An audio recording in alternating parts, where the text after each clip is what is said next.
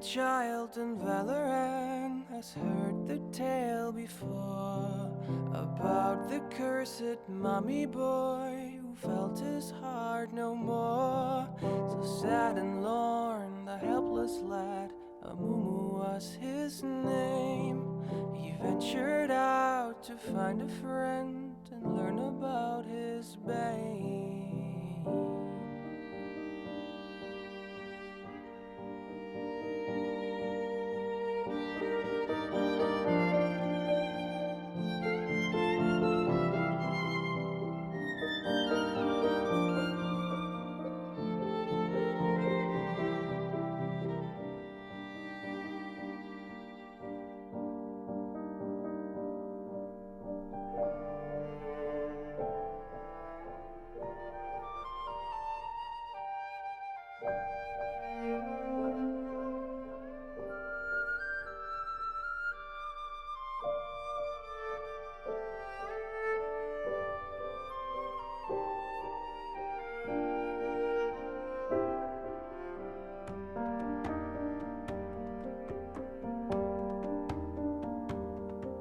For many years, young 𝗬𝗡𝗡 traveled through the lands, determined to make friends if only they would understand.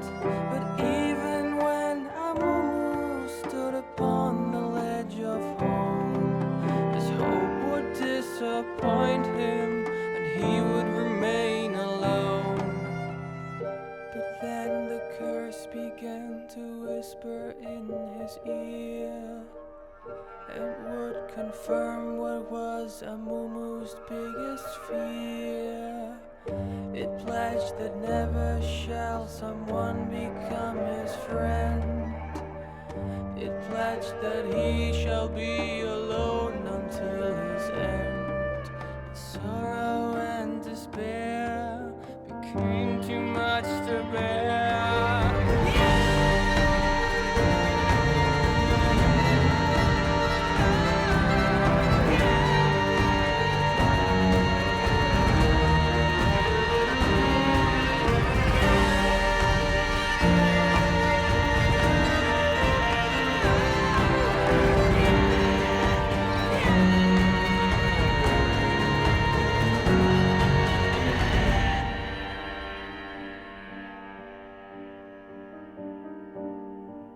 The moment when 𝗬𝗡𝗡 realized what he had done, too late it was for him, for them, the evil curse had won.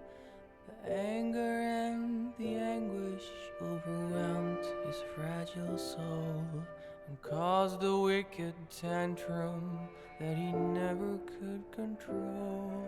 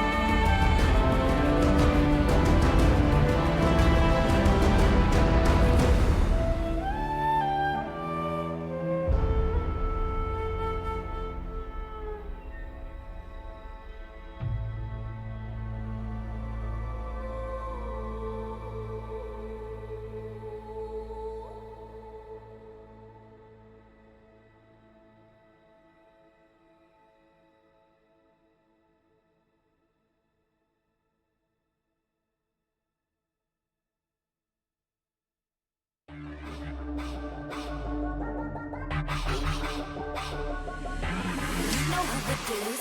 Come and run again. You wanna dose of this right now? It's 𝗘𝗂𝗃𝗿. I'm a goddess with a blaze. 소리처럼 내 이름 잊지 못하게. Loud, loud, loud, loud. I could take you to the top. 절대 멈추지 못해. 내가 끝내주는 bag, yeah, yeah, yeah. And when I started talk that, oh, you know how to react. I'm a picture perfect face with that wild in my veins. You can hear it in my growl, growl, growl, growl. So keep your eyes on me now. 무엇을 보든 좋아할 거야. 다 할 수 없는 래퍼. 나와 되길 원한 늘 확신해. We got it all in our hands now. So can you handle what we're all about? We're so tough. Let's get it, show you out. Can you feel the rush now? Ain't nobody bringing us down, down, down, down, down, down. They could try, but we gonna wear the crown. You could go another round, round, round, round, round, round, round. Wish you luck, but you're not bringing us down. Go hard, till we get it, we go hard. We're so in it, we pop stars. Only winning, winning now. Ain't nobody bringing us down, down, down, down. You ready for this? Let's go.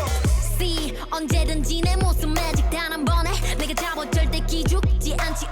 펴펴 네가 뭘 알아. 견딜 수 없어 원해도 원하는 게 얼굴에 보여. I'm trouble and you running it. I'm so cold. When I move that way, you gon' be so blown. I'm the realest in the game.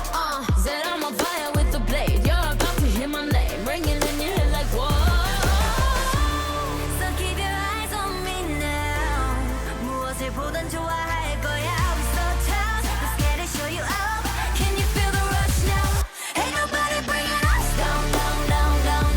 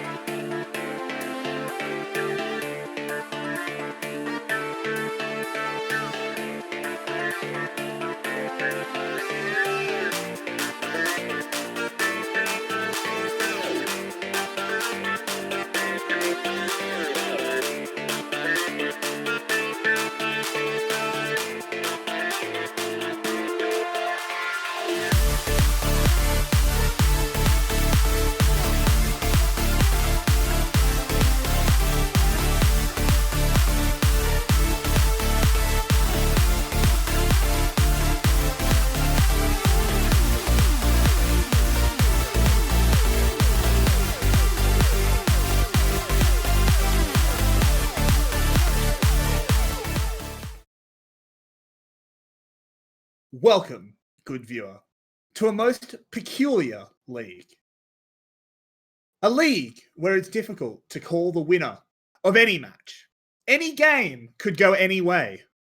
This strange league that we call the VCS is a place where mechanics and micro are what matters. Things such as macro or clean calls, mere flights of fancy in this place. My name is Everyday, and I will be doing my best to guide you through, though I must warn you, even I can't predict what might happen tonight. Mere months ago, any person who spoke about this league knew, without a doubt, they'd bet their life that 𝗀𝗃𝗃 would be the champion. After all, how could they not? But yet, Flash were the champions. Flash took the crown of spring. But now we are in summer, and we can only expect more months of peculiar things. Perhaps a buffalo will stampede. Teams could be overpowered. Secrets might be told, or percent. I don't have a joke for percent. With you on this journey is not just me, of course. I'm merely one half of the duo that will guide you through these strange times. So please, Yulwei, help these wanderers find their way. And let's get a little bit serious. Welcome, one and all, to the 2020 summer split of the VCS, brought to you by VCS English. Oh! Well, we are back. It's the first day of summer, and this took so long. Do you even remember Spring Split? It's more than 2 months ago. The final was actually 2 months ago. They tell us that it today. happened, but I don't remember. It was a long time ago. Yes. Well, my. For everyone missing out on the last few patches, because of course you haven't been following League, because of course the best league was not there. The VCS didn't play, so why would you bother following patches? We want to quickly go through some of the changes that happened in this off-season and that will impact our league as it has impacted all the other leagues as well. So let's go over to the ADC changes that happened on 10.10 or 10.11. I think it was 10.11. This was the massive AD carry patch. The Reddit finally got what they want patch. So if you do look down below, I will just, before we go into discussion, do want to shout out Spoods, who is in our community. Look at all these new graphics. Hell yeah. Looks great. And make sure everyone in the community thanks Mr. Spoods, because it's all because of him. Very much. Run us through. But let's take a look at those graphics. So, starting with MSC, the mid-season cup between LPL and LCK, we saw one champ rise to the very, very top of pick and bans, and that's 𝗁𝗏. We can see 100% presence, but only 4 picks and 87 bans. So he's mostly banned. I think 3 of the 4 games were actually in LEC where one team refused to ban 𝗁𝗏. There was Mad Lions. They left it through all 3 games, 1-2, interestingly enough. One other pick, the last pick, I don't remember where it came from. Win rate only 50%, as we can see, but it's a very small sample size. So take that with a grain of salt. 𝗁𝗏 is super, super strong. 𝗂𝗏 is more banned than picked as well, as you can see. Only 19 picks, only 37% win rate. 𝗂𝗏 needs to perform well in the early game, and she needs to be played around to work. So if you go late game, she's not the greatest ADC, but her power and her ability to enable supports is still the best of all the ADCs, so she's still a force to be reckoned with. But now we move to the 2 ADCs we will see so many games of today and the following weeks as well. It's Aphelios against Ezreal every single game. We have actually seen whole game days in other leagues being Ezreal against Aphelios every single time. And it's likely to happen again. These 2 champs are just the strongest in the ADC role. Aphelios, we all know him. And Ezreal rose to power again with a new, very cheap Iceborne Gauntlet Death Dance build. Yeah, for sure. We've seen Ezreal even in the mid-season cup between the PCS and the VCS. We did see some highlight Ezreal plays. Yes, and on your screen, we are seeing the capability of both of the champions at the moment, but particularly Aphelios, as those chakrams. He's not going to drop out of relevance until they don't do that. There's a patch coming, 10.13, but of course we're still far away from 10.13 hitting pro play, so we still have to bear with a few more weeks of 𝗲𝗲𝗄𝗃, and maybe in a month or so, he will be gutted enough to actually not be first picked anymore. But who knows? Oh, please. I mean, look, I have to say, when you've got things like the 𝗲𝗲𝗄𝗃 running around, I'm almost okay with 𝗲𝗲𝗄𝗃. At least he has to come within a screen of you to deal his damage. But it does actually prompt a question. Do you think 𝗲𝗏𝗏 is as powerful in the VCS as it is in other regions? Because he doesn't deal that much damage during the team. Yeah. I think the champ is just too strong right now, and it doesn't really matter what league we're playing in. His early skirmishing power is unrivaled. He has so much burst. Level 6 is so deadly, and we see a lot of early fightings in VCS as well. So I feel like he will be just as strong here as well. And we have some very good poke players, some very good skill shot ADC players.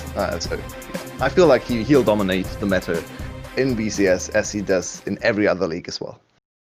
Speaking of the meta, if we wanted to move away from ADCs, just a very brief look. What other big picks are we kind of thinking about, particularly in the jungle? I know there's a few changes, but you can run us through your champions to watch.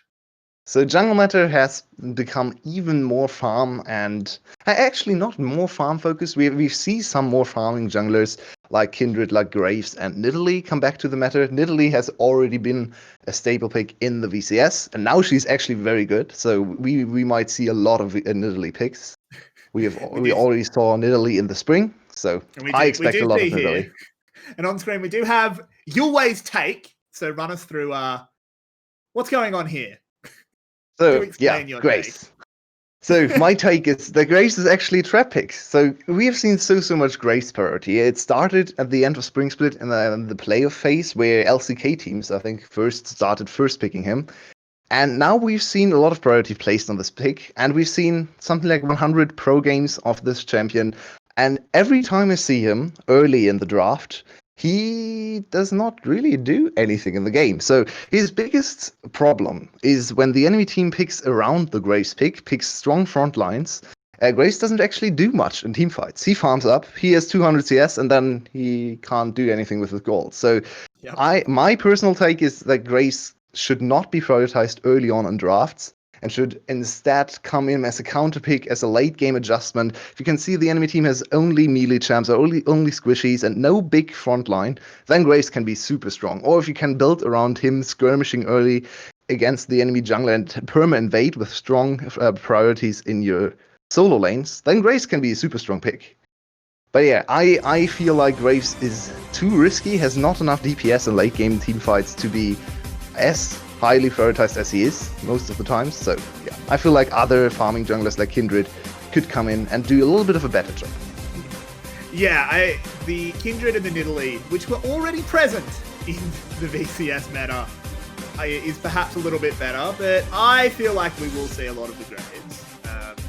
Even though you obviously don't agree, I feel like the VCS coaches will definitely be picking him up. We'll have to see if we get proven right or not. Actually. We'll find out. But we will move on quickly, just as this role plays out, of course, to just sort of talk about the summer split. This is, of course, our first night back. We have missed you all. We have missed the VCS very, very much. Sorry if I look suddenly a little bit darker. I just had a light decide to stop work. But it should look okay. But moving on. Let's talk about the split, because I think this is the most competitive VCS split that I've ever watched, for sure, and one of the most competitive splits of a region. Yeah, I agree. It's one of the first ever VCS splits where we don't have a clear favorite. We have some teams that are definitely favorites to get high and to win the league even, but we don't really have the situation where we go, okay, it's 𝗀𝗲𝗏, and 𝗀𝗲𝗏 has to end to not win the league. That is not the case anymore. They lost the title. They lost a lot of their staff actually. They lost their bot lane, so 𝗀𝗲𝗏 has to rebuild. EVOS picked up 𝗬𝗏𝗏𝗏. That is a super hype move, and we can see later on in predictions that a lot of people are aboard the hype train of EVOS. Flash, of course, is still the championship team. Then we have other teams coming in the middle of the packs. Some 𝗬𝗏𝗏𝗏𝗏, of course. Complete new rebuild. We'll talk about them later because they play in our first ever series here. And so many other interesting teams. 𝗕𝘀𝗽𝗃𝗿𝗄𝗃 coming in. We have Cerberus, of course, still trying to get higher. And then 2 new teams joining the league. So I feel like this season should be, or this split should be, the most competitive one we have ever seen. And I'm so excited for it. Yeah, 100%. Now, on the screen, of course, you can see the predictions for the ladder. Now, of course, remember, this is the ladder, not necessarily to win the split. It's how we think it'll shake out pre-playoffs. Honestly, there's a lot of variations of this list that I don't think are insane. You could totally put Flash first. You could put 𝗀𝗃𝗃 second. You could potentially put 𝗀𝗃𝗃 first. You're not crazy to do those kinds of things. I think the only thing we can firmly say is the 2 new teams are probably the bottom 2. Yeah. And that's not to say the 2 new teams will be bottom feeder teams like Cerberus in summer, like FTV. No, the competition is just super strong. Look at all the teams above them and tell me one team that is going to collapse. They all have insane rosters. EVOS upgraded, Flash changed a little bit, but should still be good. 𝗀𝗃𝗃𝗃 still has the strongest top side of the league. We have Team Secret, only a very good change in support, so they should be stronger. 𝗬𝗏𝗏𝗏𝗏 changed everything. It looked so good in 𝗃𝗃𝗃𝗏𝗏 Cup, so I don't expect them to fall. And then Cerberus was very close to making playoffs in spring, so I don't really see why they would be one of the teams to fall. It's very hard to come in this summer season as % and OPG and try to get anywhere, because this might just be the strongest top 6 we have ever seen in the VCS. Absolutely. This is pretty insane, just overall. Really.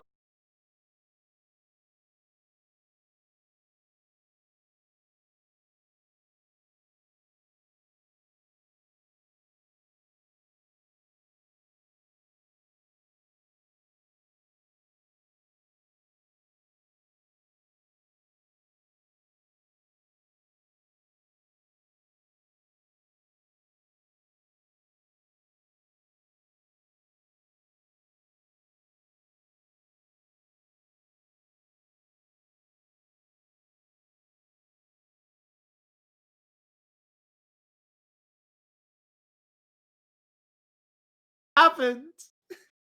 Are we back? Hello? Hello, we should be back. Sorry for that, everyone. New production setup, so there might be a few hiccups here and there. So we should be back. One interesting thing I can see on this list is that actually everyone agrees on 𝗀𝗃𝗃𝗃's placing. Everyone has them 3rd. Even our collective rankings, VCS Discord averages, has 𝗀𝗃𝗃𝗃 3rd. So everyone seems to be a little bit hesitant to follow them and their new lineup. But I think they still have a lot of talent. They could still win here. Yeah, for sure. I think in particular the top 3. I think the top 3 is definitely the top 3. But once it goes to playoffs, how do you call that? Like, if you have a playoff situation where it's Flash versus 𝗀𝗃𝗃𝗃, winner faces EVOS, I don't know who wins that.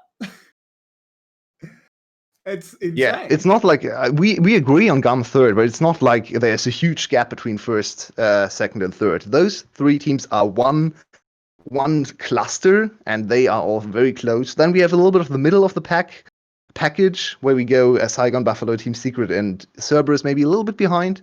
Interestingly enough, Cerberus actually coming in on 5th place on the averages. But let's move on to our first week, which you can see on screen now. Yeah, absolutely. So we are starting off today with both of the new teams getting a run. OPG and 𝗃𝗃 will both be playing. OPG against the Buffalo and 𝗃𝗃 against your reigning champs of Flash. Very exciting start. Very brutal start, particularly for 𝗃𝗃. Welcome to the league. You're playing the champs. But hey, and trial also by fire.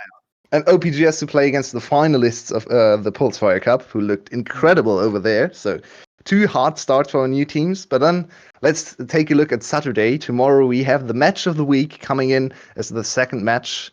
Gum against EVOS. That one is super, super exciting, and we'll all be thrilled to follow the storylines there. We have Zeros joining EVOS from Gum, so actually fighting against this old team.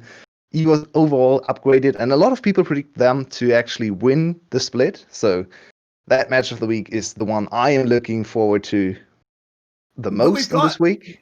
We have some serious. That is obviously the match of the week, and I make sure everyone is here to watch that one. But honestly, there are no bad games in the VCS at the moment.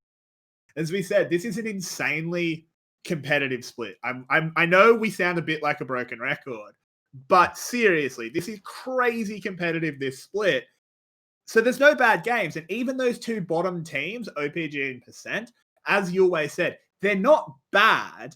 They're just the new teams, and it's a hard split to come in. They can definitely steal games and even maybe steal some series off of the top dogs. They're not bad teams by any definition of the word.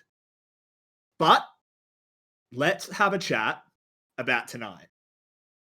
We are starting off with Saigon Buffalo, who, of course, it's pretty obvious, but if you haven't figured it out, that was Dashing Buffalo. They've just renamed. It's a branding thing. Now, the Saigon Buffalo, there's not two Buffalo running around. That could get very messy. But thankfully, there's just the one taking on OPG. To start us off, that is our first fixture. So let's have a bit of a chat about the Buffalo. They looked insanely good in the 𝗙𝗃𝗃𝗃 Cup. Despite losing in the end, the format of that show tournament made it very hard for them. Yeah, and if you haven't followed the off-season moves and the VCS, you will be surprised by this new lineup because they changed a lot. They added 3 new players, Style, 𝗀𝗏𝗃, and 𝗀𝗃𝗃, and they got rid of 4 players. Big 𝗀𝗃𝗃, their longtime ADC, 𝗃𝗏, their longtime mid laner, both are now gone. DK and Pan, the substitutes for top and mid jungle, also left the team and are now in other teams. So the actual lineup right now is 𝗂𝗃𝗏 in the top lane, 𝗦𝗏𝗃 in the jungle, 𝗀𝗃𝗃, the new mid laner, Style, a new AD carry in the bot lane, and supported, of course, still by Hin. So a very new lineup, a lot of cool storylines coming in from new players. Style looked incredible on the 𝗙𝗃𝗃𝗃 Cup on Caitlyn, but the highest points for this team, I think, right now are 𝗂𝗃𝗏 in the top lane. He popped off on 𝗂𝗃𝗃𝗃, on his AP champs in the top lane. And I know we have been critical of him, but he is looking like the new star on the top lane now. Yeah, 100%. 𝗂𝗃𝗏, he showed probably one of the best clips of 𝗂𝗃𝗃𝗃 I've ever seen. Oh, and yeah. there are some insane 𝗂𝗃𝗃𝗃 clips out there. It's obviously a very mechanical champion. But that clip of him in the 𝗙𝗃𝗃𝗃 Cup is probably the best 𝗂𝗃𝗃𝗃 clip I've ever seen. He has insane mechanics. It was just some of his fundamentals that were lacking. If he can come into his own, he's not a rookie anymore. He's not even not really. He just isn't. He needs to come into his own, and I've got a lot of faith in 𝗂𝗃𝗏𝗃. But the thing with Buffalo that I really want to talk about is 𝗀𝗃𝗃. Because he is not as good a laner as 𝗃𝗏. He's just not. He is a downgrade player skill-wise, but he is so non-selfish as a player, and he's just willing to say, yeah, I'm bad at laning. I don't care. I'm just going to roam. And the team looked reinvigorated. They look like a different team. It made a huge difference not only for the mid lane, but also for the jungle. Suddenly, 𝗦𝗏𝗃𝗃 looked like a very good jungler again. In 𝗙𝗃𝗃𝗃𝗃 Cup, he popped off, was able to beat Levi on his pocket fiddlesticks as well in the finals. So, yeah, I think this jungle mid change helped the jungle as well and made a very dynamic team out of the Saigon Buffalo. They have adapted a little bit of the style of, let's say, Team Flash, so a very mobile mid laner that likes to roam, likes to facilitate the side lanes. We have a carry top laner, so imagine Yoshino there. 𝗂𝗃𝗏𝗃 is just like Yoshino, a little bit of a different champion pool, but for the sake of the comparison, I think that's fine to say. And then we have the very, very good prodigy ADC in style that likes to compare himself, of course, to Slater. So this team is a little bit comparable to Flash, maybe a little bit more aggressive in the early game, and 𝗀𝗃𝗃𝗃 is not quite as good a laner as 𝗏𝗃𝗃 is, but they showed strong team synergy already. I want to jump in. It's not quite as good as 𝗏𝗃𝗃. 𝗀𝗃𝗃's laning is a problem. Yeah, that's right. Don't get me wrong. I have a lot of praise for 𝗀𝗃𝗃. he has made this team look a lot better, but he still has some pretty serious holes in his individual gameplay. Now, the 𝗕𝘂�ธ์Cup was, of course, a show tournament during the off-season, so he could have potentially patched things up since, and we hope he has. But if we take his FTV form and what we saw there, he was getting destroyed in mid lane. As like, if you looked at the lane matchup, he was 50-60 CS down. In matchups, he should have been winning, which isn't good. And it will be a hole against high-tier opponents. And let's look at the opponents for today and actually see if they can profit from this potential weakness on SGB's side. OPG, we haven't really talked about them much. Their star player for me is PHT, the mid laner. So that actually bodes well for them today against SGB. If Froggy once again gets outperformed in lane and PHT can accrue a big advantage there, maybe play mid jungle a little bit more too, then there's potential for OPG to win. I think top and bot lane are very clearly in favor of SGB, of course. But OPG has an opening here in the mid lane, and if PHT can show up to his best form, he might be able to take a game or even the series of SGB. We will have to find out, but we're going to go to a little bit of a break now to get ready for our first match. And I believe we do have a little something prepared to remind you why we love the VCS. We'll see you guys soon for SGB taking on OPG. Don't go anywhere, and please enjoy this little trip down memory lane. Going to game secondary utility, that's interesting. But 𝗕𝘃𝗃𝗿𝗄 coming down, and there's the flash stun. They want to go hard on this one. This is not great here for 𝗀𝗄𝗏. They tried to turn around. 𝗬𝗏 has arrived. Blazers is very low, but so is Slater. There's the double kill for Slater, and the stun comes out. The true damage isn't enough. 𝗬𝗏 is low. They're going forward, and it's 3 kills for Flash. They just 𝗀𝗄𝗏. What an opening for the final game. We thought this would be the explosive game for 𝗀𝗏, but not before 𝗬𝗏.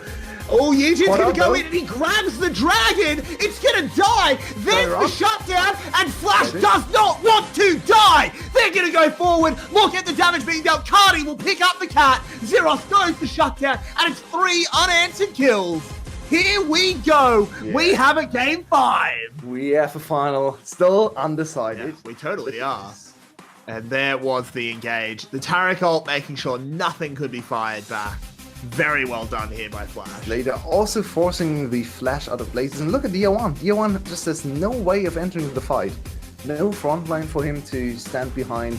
Then it's Tristana just looking for an opportunity to jump into Assassinate Sun. Up slow. Stark takes a lot of damage from the culling, uses the Ornhorn, doesn't hit anything, and it's another Skarner roll on the dragon. Do they have the damage to finish her off? They absolutely do. And that's a really good shockwave. Slater has to run away from 𝗬𝗏. CBL very far forward. And big knockups there from Stark. CBL is still alive, and Flash is fighting.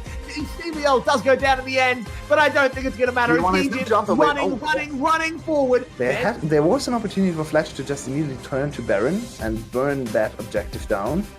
Instead, they just re-engage. Oh, but here they go. Yijin being caught out here. 𝗬𝗏 with the huge haymaker. CBL is the sacrificial lamb, and that's a free kill here for 𝗀𝗏, and they'll use it to push on this mid lane.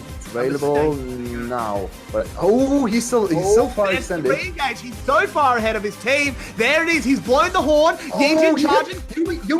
He hit no one. But look at Slater charging forward, doing a lot. 𝗬𝗏 and Slater both have to carry their team. Levi goes golden, but look how low Slater is. Oh, but there's the artillery. He kills the dragon, and Flash come out with an ace. They'll go to Baron, and Flash are back in this one. They are in this game 5. Very strange decision. This means the dragon's not here. Slater flying forward, just trying to get the one shot on Blazers. Goes golden, but he's still in this front line. Can he find his way out? He's dealing a lot of damage. 𝗬𝗏 goes down to 𝗬𝗏𝗏, and this is 𝗀𝗏 on the run. It's coming. And there we go. Another rep from the and there it is. The dragon's been caught and gets sent immediately to the depth. The cat will follow. Stark charging forward. There's a little bit of damage onto 𝗬𝗏, and Slater makes it a lot of bit of damage. And Flash is going to be your VCS Spring Split 2020 champion.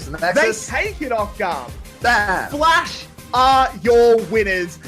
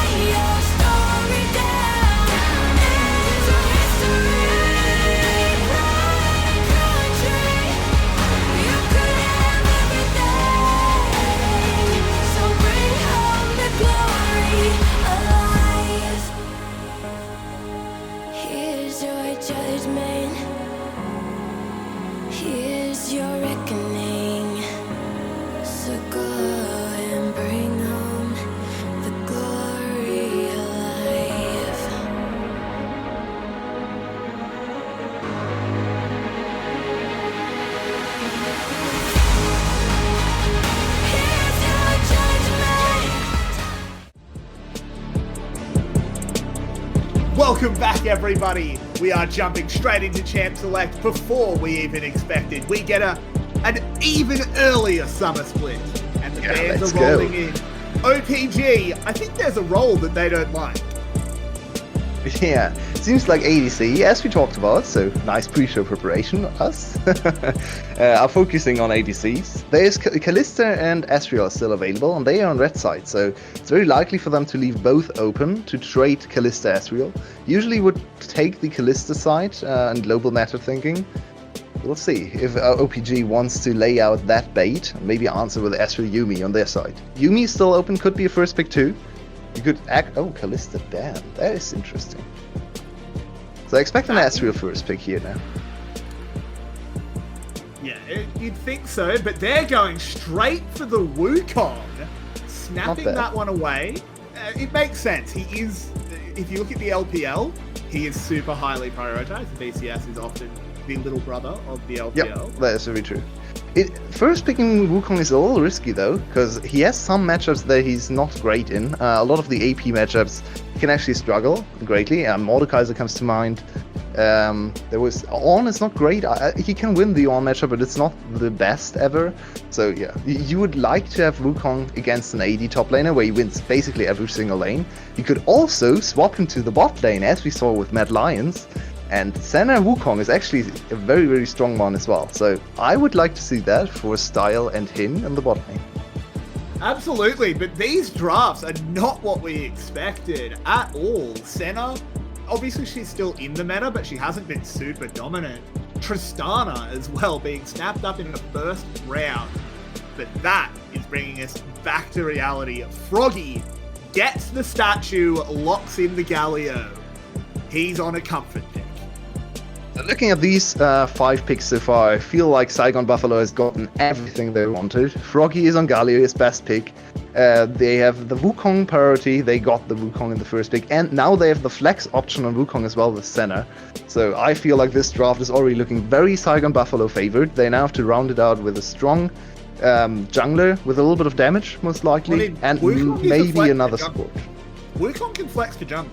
It's not super That's true, but we haven't seen him in pro play so far as I know, in jungle. He has been top lane mostly and sometimes support paired with Senna. So I don't expect him to go to the jungle, especially as 𝗤𝗏𝗏𝗏 is a veteran, so I don't really see him picking up a new champ in the first game.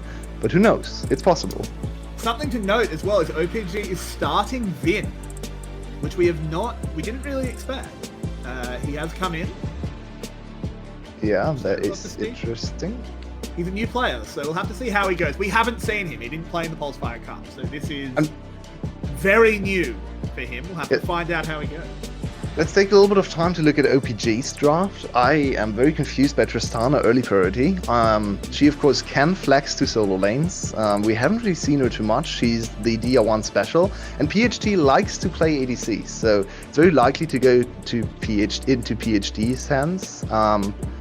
The early priorities confuses me a lot. I don't feel like Tristana is that high priority that you have to pick a first round. You could have gone Ezreal Yuumi. Instead, there is no Ezreal priority whatsoever, no Yuumi either, so it seems like that is out of the question.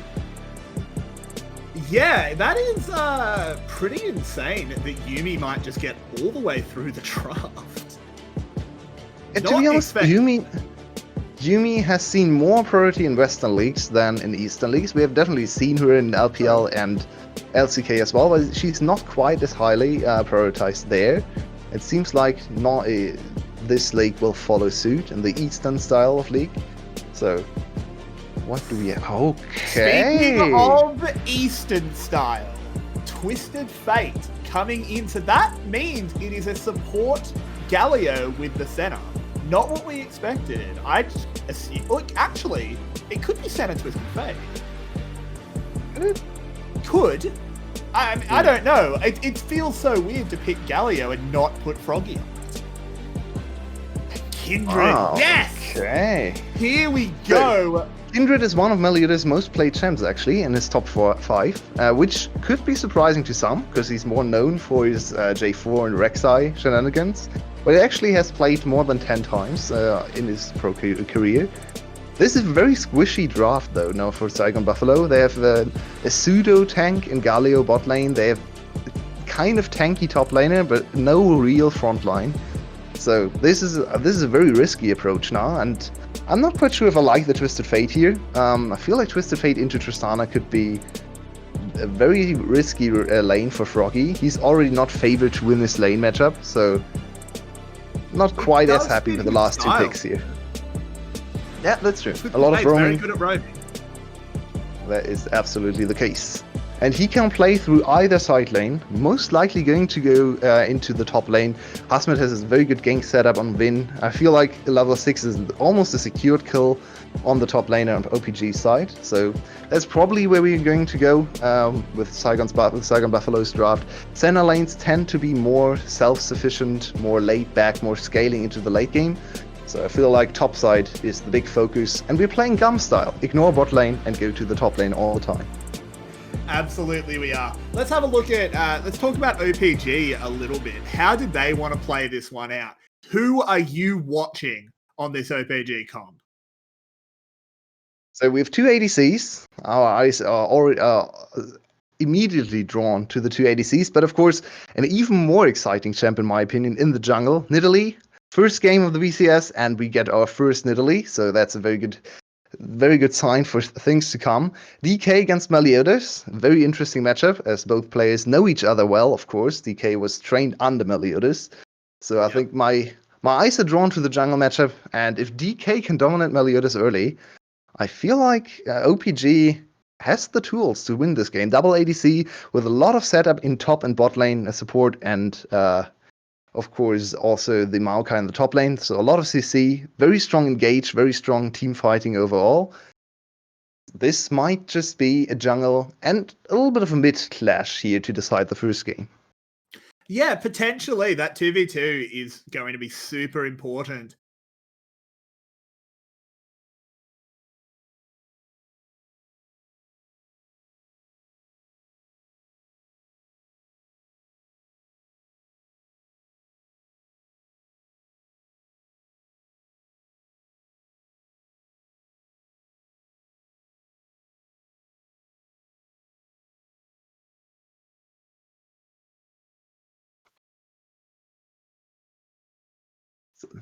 Okay, sorry about that, everyone. Should be back.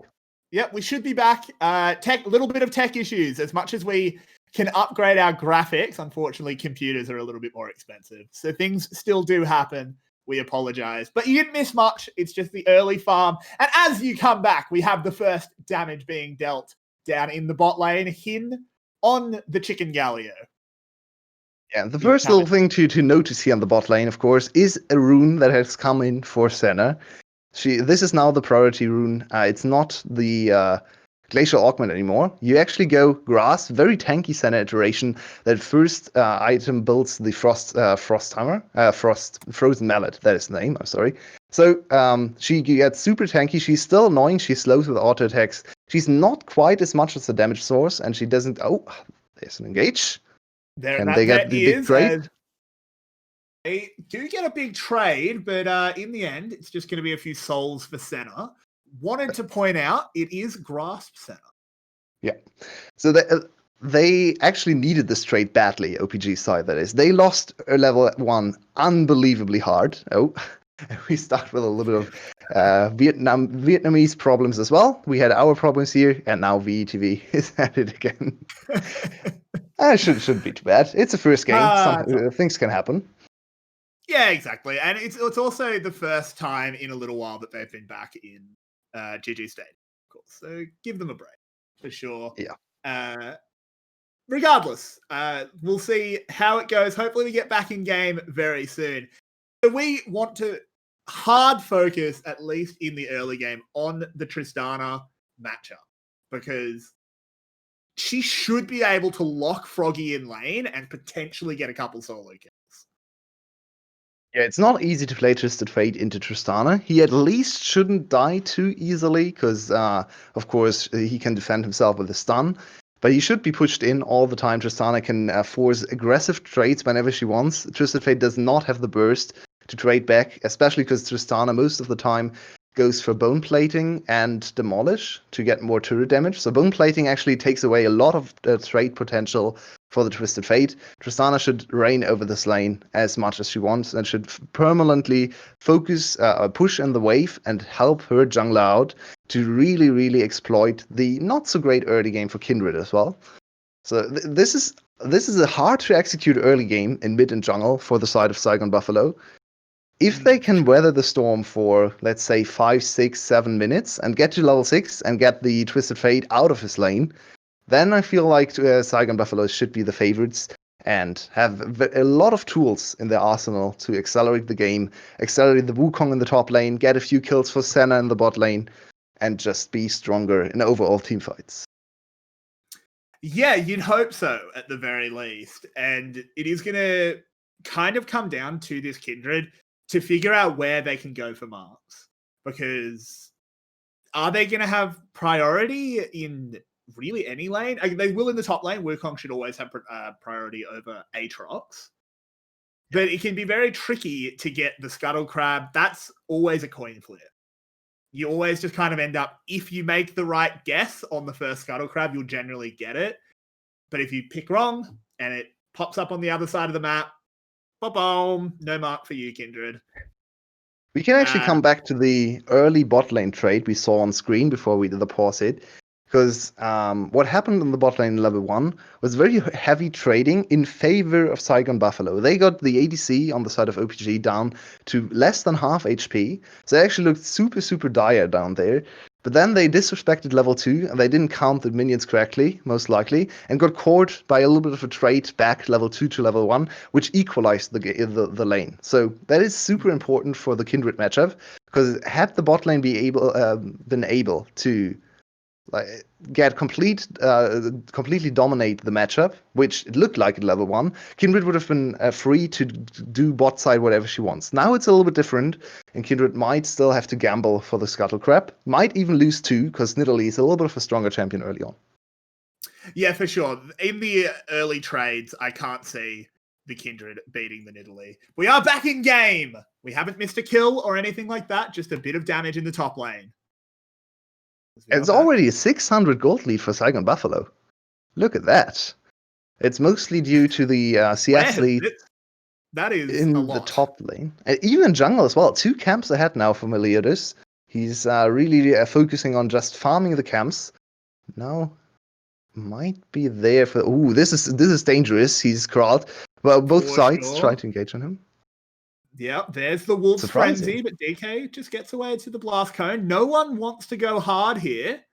And it is just the first Kindred mark. Actually, that's not the mark. The mark's on the top side. I tell a lie. It's on the top side. I'm wrong. And he will secure it, though. Takes it away. And he's level 4. He has mid pressure. He can go straight to his actual mark on the top side. So Nidalee has already fallen behind quite significantly. I'm not quite sure why. There has to be a little bit of missed execution coming in for DK to be this far down in CS early on against Kindred. That's not a good start for OPG. They were banking on the fact that they could win every single skirmish early on in mid and jungle. I'm not the biggest fan of PhD going for cleanse as well this game. I actually feel like you have to threaten the kill with Ignite. So he went with a safe option into TF, which makes sense. A lot of people like the cleanse against the gold card, of course. But I feel like this is not the greatest choice for this Tristana here. Yeah, it just feels like if you're going to pick the Tristana, particularly with as much priority as OPG put on it, you have to be... It's a kill lane. That's why you pick the Tristana. You pick it for the early pressure. You pick it for kill potential. Froggy now, he's pretty safe to just farm this one out. He has exhaust because he's got the spell book, of course. But he doesn't die. So is this Tristana scary? Not really. Yeah, we actually have seen the implications of this. Hang on. Here we come. Look they are spotted on the ward. Here come the boys. Oh, they are spotted on a ward, which means Vin blows his flash and gets out of there. But Husband's not even 6. So they're going to do this again. This could really snowball top lane hard. Look at the position in the top lane right now. There are a lot of minions stacked for the side of OPG. So if Husband plays this correctly, he can freeze for a very long time and get a level advantage. It seems like Vin is overextending right now to break the freeze at Husband. And whoa, what is going on? Hind is up here. He has teleport on the support. And here he goes. They've got the kill. It's first blood. The 𝗂𝗏𝗄𝗏 Buffaloes will be the first kill of the VCS 2020 Summer Split. That was weird. That was actually so well planned. It didn't go quite as well as they anticipated it would be, because 𝗲𝗲 actually invested too much HP for the bait, but they still got the kill. So they blew his flash. It's not the greatest, but they still get the kill. They give him bot lane tower plating. But this is so reassuring to see for 𝗲𝗲 fans, because if you think back to one of the most famous clips of summer last season, there was 𝗲𝗲 completely messing up his wave state and throwing the whole game by breaking a freeze he could have, or enabling a freeze for the enemy top laner. This time around, he actually used his mini wave super smartly, and this is just, there's nothing for his win to do, really, in this replay. He just runs away. He's dead. He knows he's dead. There's not much to analyze here. He tried to go for the kill, didn't respect the teleport, and then, he knows he's dead. He can't do anything. So, I'm super happy to see 𝗲𝗲 learn about top lane wave states, and now he's in a very good position. He had to blow his flash, but there is a 9 CS lead and a kill on him. He should be able to force fights whenever he wants against Vin.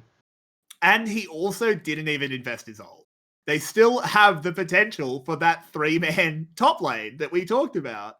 That wasn't even the 3-man that we said is basically a guaranteed kill at 6. You still got the Twisted Fate ult. You still have the Wukong ult and the potential of 𝗕𝗏𝗄𝗏, as Froggy is taking a lot of damage. 𝗕𝗏𝗃's gone under the tower and he's miscalculated as he survives. And 𝗕𝗏𝗄𝗏 over the wall. Kindred's here to take the kill. And 𝗕𝗏𝗄𝗏 says, ha, I earned that. And it's all falling apart. Kill. OPG is very, very quickly running out of steam. This is going very quickly in the direction of SGB in the first game. They've now won kills in mid and top lane. Oh, wait a second. Nope, this shouldn't amount to much. So this 𝗕𝗏𝗃 used his cleanse aggressively there to be able to continue the chase, but never mind me. There's a gate. Come back as Froggy has arrived. This is super aggressive. Center ult will make it easier. Vin should get slowed. There it is, and he'll be going down, no doubt. And it's 𝗕𝗏𝗄𝗏. Another kill. Another mark as well. 𝗕𝗏𝗄𝗏 2-0-0 down in the bot side. Zin taking a lot of damage. How did this happen? OPG. How did they lose the bot lane fight? OPG is getting outclassed. Yeah, it is looking rough in this early game. SGB, everything they throw sticks. They are 3-0 up in kills. They lost the first dragon, but who cares? So many turret plates. Now 𝗲𝗲 is only got 1 kill. Didn't even get assists there. But look at the CS lead. Vin will soon enter a stage in top lane where he can't even get close to 𝗲𝗲 anymore, who still is sitting on his ultimate. Might just force the 1v1 fight. Push him out of the lane again. Oh, no. 𝗕𝗏𝗃's in a lot of trouble. The taunt lands, but there was not the follow-up CC, unfortunately. He gets away. And we've got to point this out because we said that Froggy's laning could be an issue. He's roamed twice, and he's up in CS. He almost died once, but in the end, not quite enough. And 𝗕𝗏𝗃 did die. Yeah, 𝗕𝗏𝗃 took the fight to Froggy and was almost able to get the kill there. So I think the decision to go for the fight there was correct. The execution not quite there. I think the ultimate came in a little bit late, and then he gave up the kill on 𝗕𝗏𝗄𝗏 as well. So I think he should have disengaged as soon as the exhaust came out. I think the opportunity to get the kill there was very slim after exhaust was used. A little bit too aggressive. We have seen this from 𝗕𝗏𝗃 last season already. He's a very volatile player. He likes to go a little bit overboard, a little bit too aggressive, and he loves his ADCs. It's once again not looking too great for this rookie, not quite rookie, sophomore mid laner on the side of OPG. Yeah, and we've got to say, we said that the 𝗂𝗏𝗄𝗏 Buffalo had insane form. As I'm just seeing if this goes anywhere. I can't imagine it will, and it doesn't. They had insane form in the off-season tournaments, and they're carrying it on. Look at the gold lead at 10 minutes. Yeah, everything that could go wrong did go wrong for OPG. They lost every single lane. Most jarring is actually the bot lane loss, because they shouldn't lose this bot lane. Yeah, and they They disrespected levels on their side this time. I said, how did this happen? But never mind. There might be a skirmish around this dragon. There's teleport for Hasmet available. Yulwei, you've got to call the dragon as I do play by play. Here we No, go. it's That too is late. the immediate death of 𝗕𝘂𝗍𝗍. He exploded. But he got the dragon, Going for the and steal. Hasmet is He here. did get the dragon. Hasmed spinning in the back line. Look at him go, getting those knockups as the rest of OPG just try and evacuate. It's a 2-for-1 dragon for SGB, and we said all the dominoes were falling in their favor, and it just keeps on going. Yeah, the start of the fight actually didn't look too bad, but they kind of disrespected Hasmet's teleport, which came in handy. Level 9 teleport on Wukong, of course, with flash and ult available. Very deadly. And 𝗕𝘂𝗍𝗍 hit the very good steal. PHT, Yeah, the PHT, he's under well. tower, but he could be in trouble. He's going to try and get the counter kill on Style. Oh, Style might be dead here. No, he's Ooh. just fine. Easy peasy. Cool guys don't look at explosions. And they get out of there with another kill in their pocket. You probably don't want your ADC to tank the turret if everyone else is tankier at that situation. A little bit of misexecution. In the end, they still get the kill at the price of 2 summoner spells for Style. But let's look back at this replay and let's look at the teleport. It's a little bit out of vision right now, but he's coming in from the side. And there's the ult. Only one man so far, but DK gets hit as well. And in the end, Hasmet could have played this a little bit better. And the rest of the team actually was more of the reason they won this fight. 𝗕𝘂𝗍𝗍 heroically died for the steal.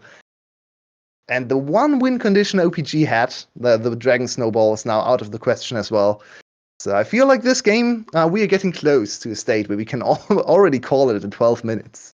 That's a bit depressing. We don't want to be calling our opening game quite this early, but this has been a masterclass by the Saigon Buffaloes.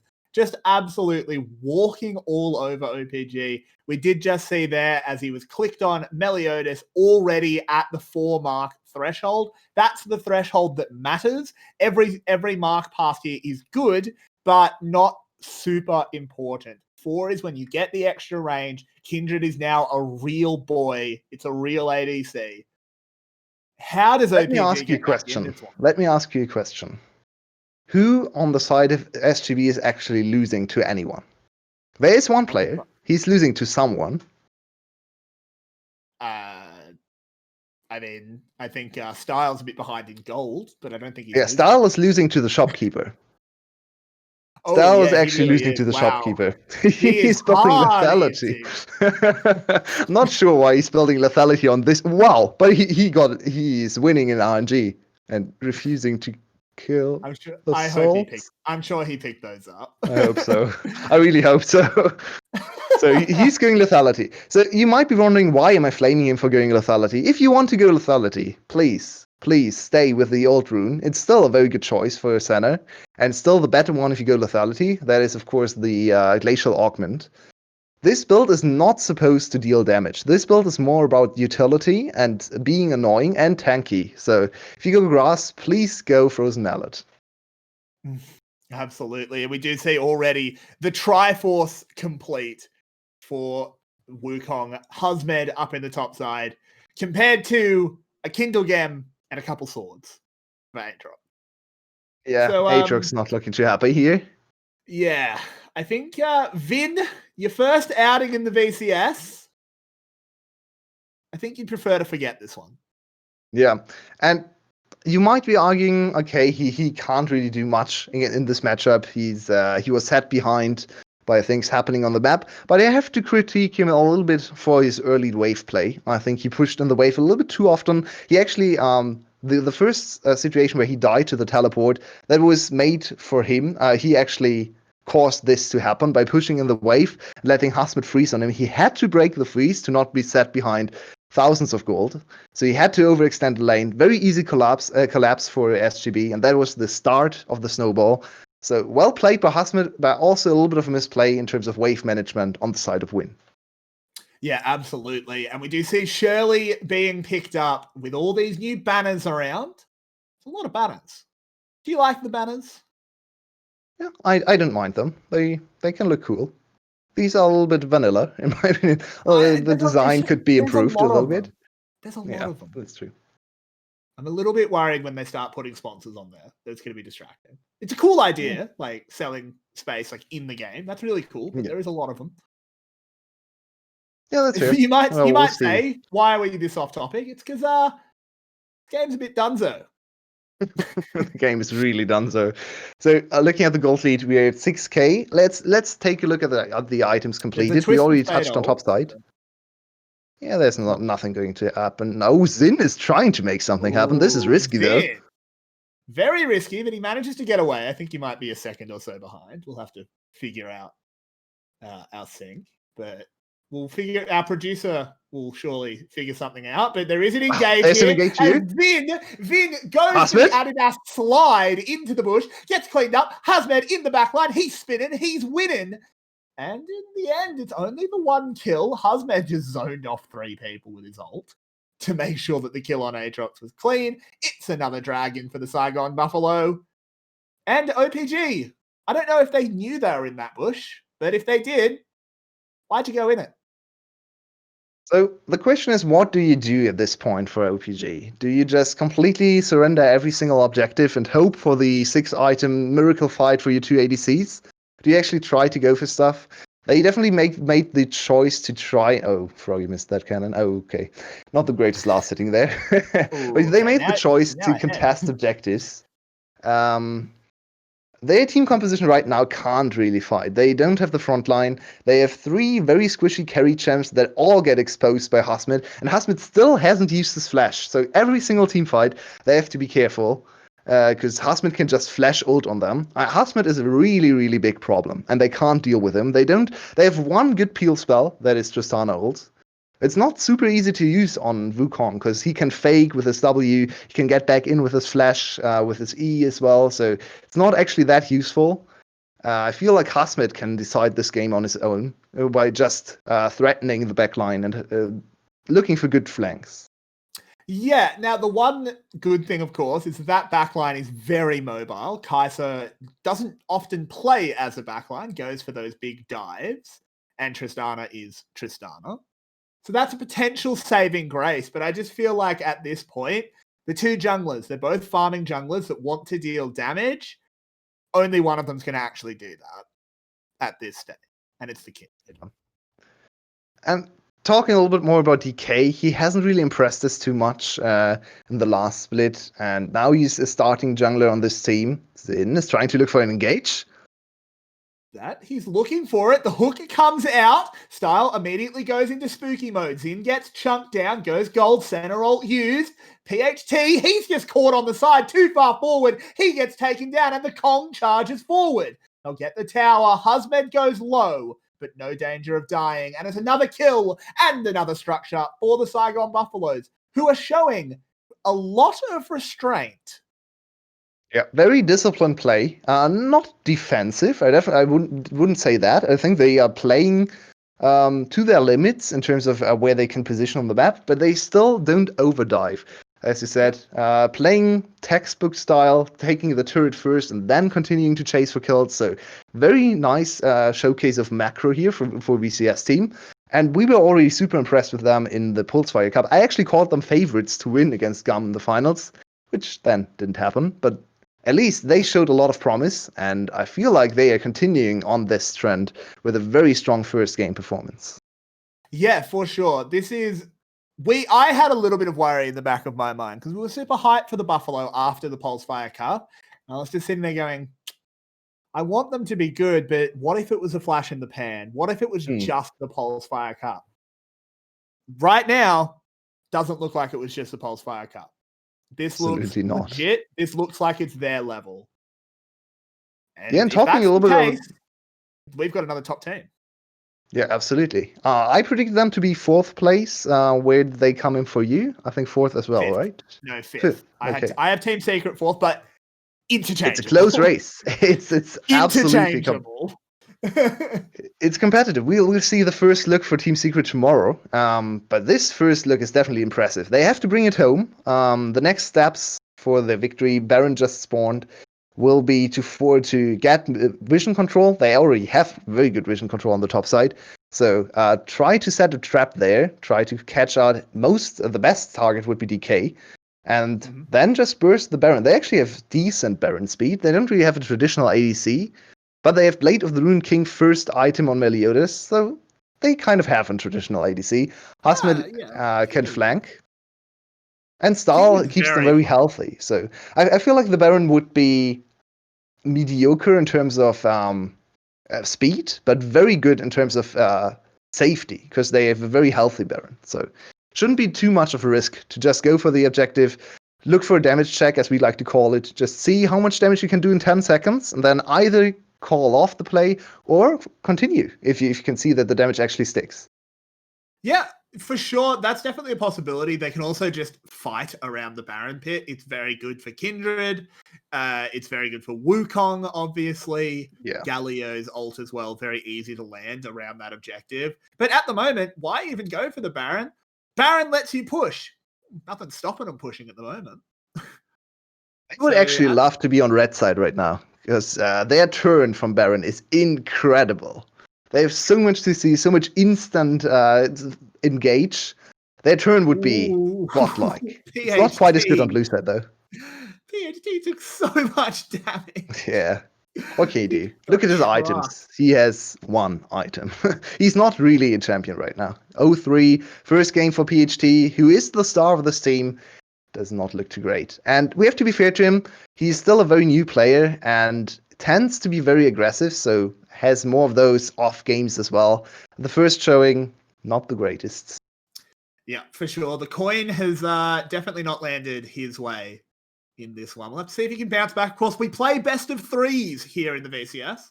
So even though this game is looking a little bit over, the series certainly is not. And we're hoping for a very close 3-game series to start us out this split. So hopefully we do see OPG bounce back, I should say. Do you know what we are in right now, actually? Is it the 𝗕𝘂𝗃𝗿𝗄 state? It is. The lull state. We are actually in a lull state in VCS. I can't believe I'm saying that. There's nothing happening anywhere. We haven't practiced casting the lull state. Please start the Baron. We need something. Yeah. It's probably going to come in like 1 minute or so, because they're just clearing out some objectives. Oh, nice steal from Meliodas. Good work there. So just a little... Okay, Froggy.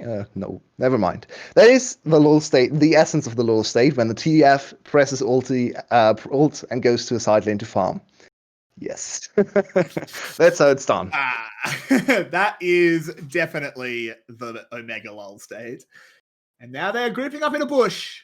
They're baiting Baron and don't think it's going to work.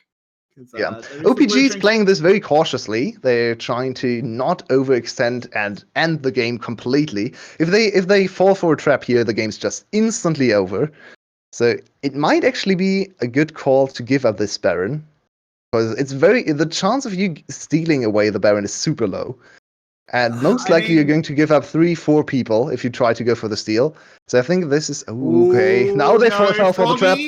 Going around the side, there's a big taunt. And you say, maybe they should have given up the Baron, but there was no Baron to give up. And they're just getting wiped off the face of this map. Xin is running away, but he's got the angry buffaloes on his trail. I think Hasmed will be the one designated to go clean him up, while the rest of them turn to the big purple worm. And Baron Nashor is saying, come on, OPG, at least put up a fight so I can live a little longer. So I feel like if you had to explain someone who has never seen a League of Legends competitive game how the game is actually decided, you show this clip. This is this is the most textbook play I've ever seen in a VCS game, I feel like. This is so basic, so standard. You just clear the vision, you wait on a brush, you clear the secondary vision until nothing is left. Then you try to alter the brush you're standing in and just go for the trap. Enemy team falls for the trap, you go for the team fight, you get a few kills, you get the Baron. Very easy, nothing special, but nicely executed. And I mean... yeah, there's not much to say. They don't have the damage. PhD, look at PhD. He tried one auto attack and then jumped away because he knew his team was already done for. One thing to point out here is this play was actually seriously aided by the Cloud Rift. That flame was super quick because that is true. That is true. But it is a huge, huge deficit. 13,000 gold at 25 minutes, Yulwei. 25 minutes. They are 2 things off perfect game. 1 kill and 1 dragon is all that stand between the Saigon Buffalo and a perfect game. Yeah, the kill wasn't even a fair fight. There was Meliodas throwing away his life to steal the dragon. That's Which the he only stole. kill Yeah, he stole. Which he So got. that's the only kill OPG got all game. It's not even the kill they've earned. That was just gifted over for Meliodas, and he still got his money's worth for the kill. So, well, this is really a demonstration, and I'm very impressed with all of the players, besides Styles' item build.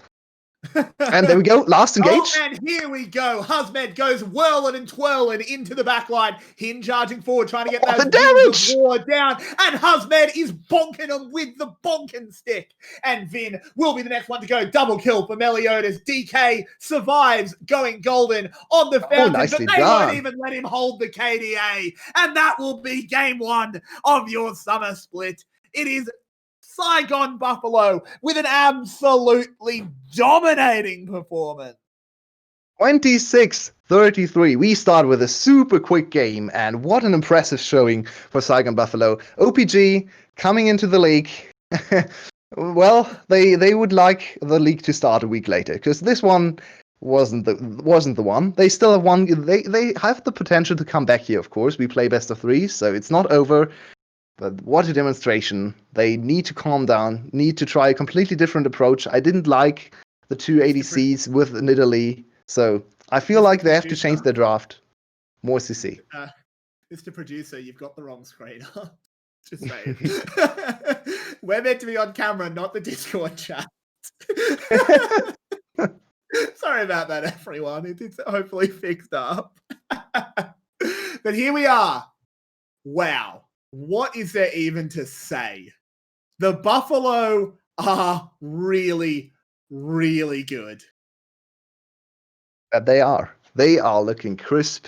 Their execution was immaculate. Their objective priority was perfect. I can't really fault them for anything. The early game, nicely played from especially 𝗲𝗃𝗄𝗃. I feel like 𝗲𝗃𝗄𝗃 was the outstanding player, but everyone followed up. I think Meliodas had very strong pathing. He was backed up by his mid laner, and they won the mid 2v2 for some reason. They shouldn't have won this, looking at the champions. They won bot lane, which they shouldn't have won. And top lane was the favorable matchup, but 𝗲𝗃𝗄𝗃 did everything to exploit the matchup and actually snowball ahead to, what did he end with? 6-7 kills? He was a machine in the top lane. It was insane. But with that, we will go to a quick break. We'll be back for game 2, though. Don't go anywhere. Can the Buffalo keep that momentum running? Or will the new boys on the block bounce back? Find out in about 6 minutes. Thank you, Yulwei. Thank you, Spoods, for doing that production. We'll see you guys in just a little bit.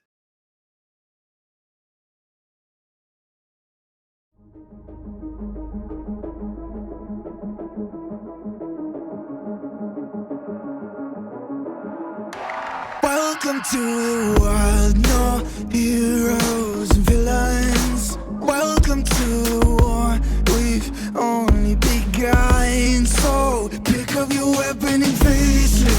There's blood on the ground, go and take it. You get one shot to make it out alive. So higher and higher you chase it. It's deep in your bones, go and take it. This is your moment. Now is your time, so prove yourself and rise, rise. Make them remember you. Rise, push through heaven. Rise, rise. They will remember you. Rise. Welcome to the climb up, reach for the summit. Visions brave, the one false, steadily the end. So higher and higher you chase it. It's deep in your blood, go and take it. This is your moment. Take to the skies, go. Prove yourself and rise, rise. Make them remember you. Rise, push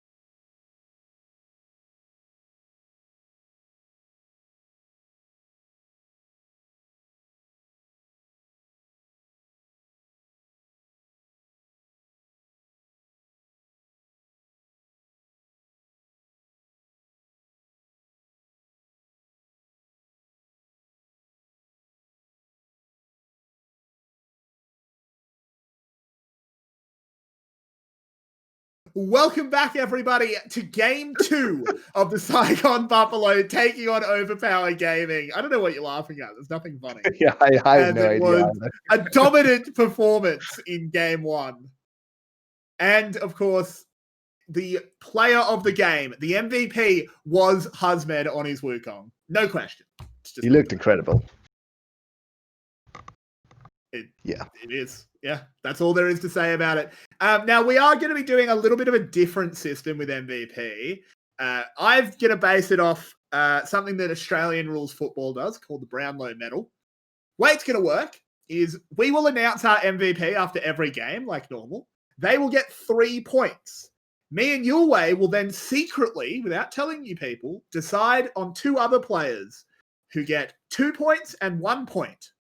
At the end of the season, we will count up all of the points to decide who is our best and fairest of the split. But you won't know because you don't know who gets 2 and 1. You can only count the 3s. So it's a bit of a surprise. And just to be clear, the losing team also can have players in there, right? Yep, for sure. If there's a very, very good performance from a player on the losing team, they could get 2 or 1 point if they were hard carrying, but didn't quite get over the line. I like the system a lot. We'll see where it gets us. So we've already decided on 2 other players, but you will not know them. You don't get to know. It's a secret. But going into this second game, how does OPG bounce back? Because they were outclassed. Yeah, draft, I think, is the easiest approach. There were more problems than just draft. All lanes losing is not great. But yeah, draft is where it starts, and OPG, of course, goes over to blue side now, and I feel like Wukong could be a priority for them as well. It's actually first banned on blue side. That's a worrying sign. That means they are not comfortable. But to be fair, you're playing against 𝗲𝗵𝗵𝗃, the master of AP top laners, so playing Wukong blind into 𝗲𝗵𝗵𝗃 is probably not a good idea, so I actually agree with this ban. 𝗲𝗵𝗵𝗃 looked incredible there. Oh, you popped out again. Hello. We're not on screen anymore. We are in draft. Don't worry, I'll be somewhere else next time. So, I'm still confused as to why Ezreal was not even considered here from either side. Ezreal Yuumi, a very strong combination. Ezreal alone also quite a strong champion. So, Felio's Ezreal still available. We saw the insane numbers in the pre-show. They are both at 90 and 87 or something percent pick rate or play rate. So presence, that's the word. So Ezreal is once again open. Kalista, Aphelios, and Senna banned. Will Ezreal will prioritize this time around? 𝗙𝗃𝗄𝗿𝗄 has yeah. Grace is open this time around too, as I said in the pre-show as well. Syndra! Okay, we missed that one. Syndra, a very strong champ as well. Number 1 mid laner and a very strong bot laner as well. This would be... Okay, this is too much hype for me to take. Teemo and Mundo, 2 champs I dearly love. But it is the Galio being picked. I think we're going to see that a lot for the 𝗙𝗃𝗄𝗵𝗃. We saw there that Hin has a mean Galio. They could just go... they can't go to Sound, ban. But that could still very easily go back to the mid lane. Froggy is fantastic on that Demacian Guardian. So... Yeah, I feel like this time around... Hello! Hello.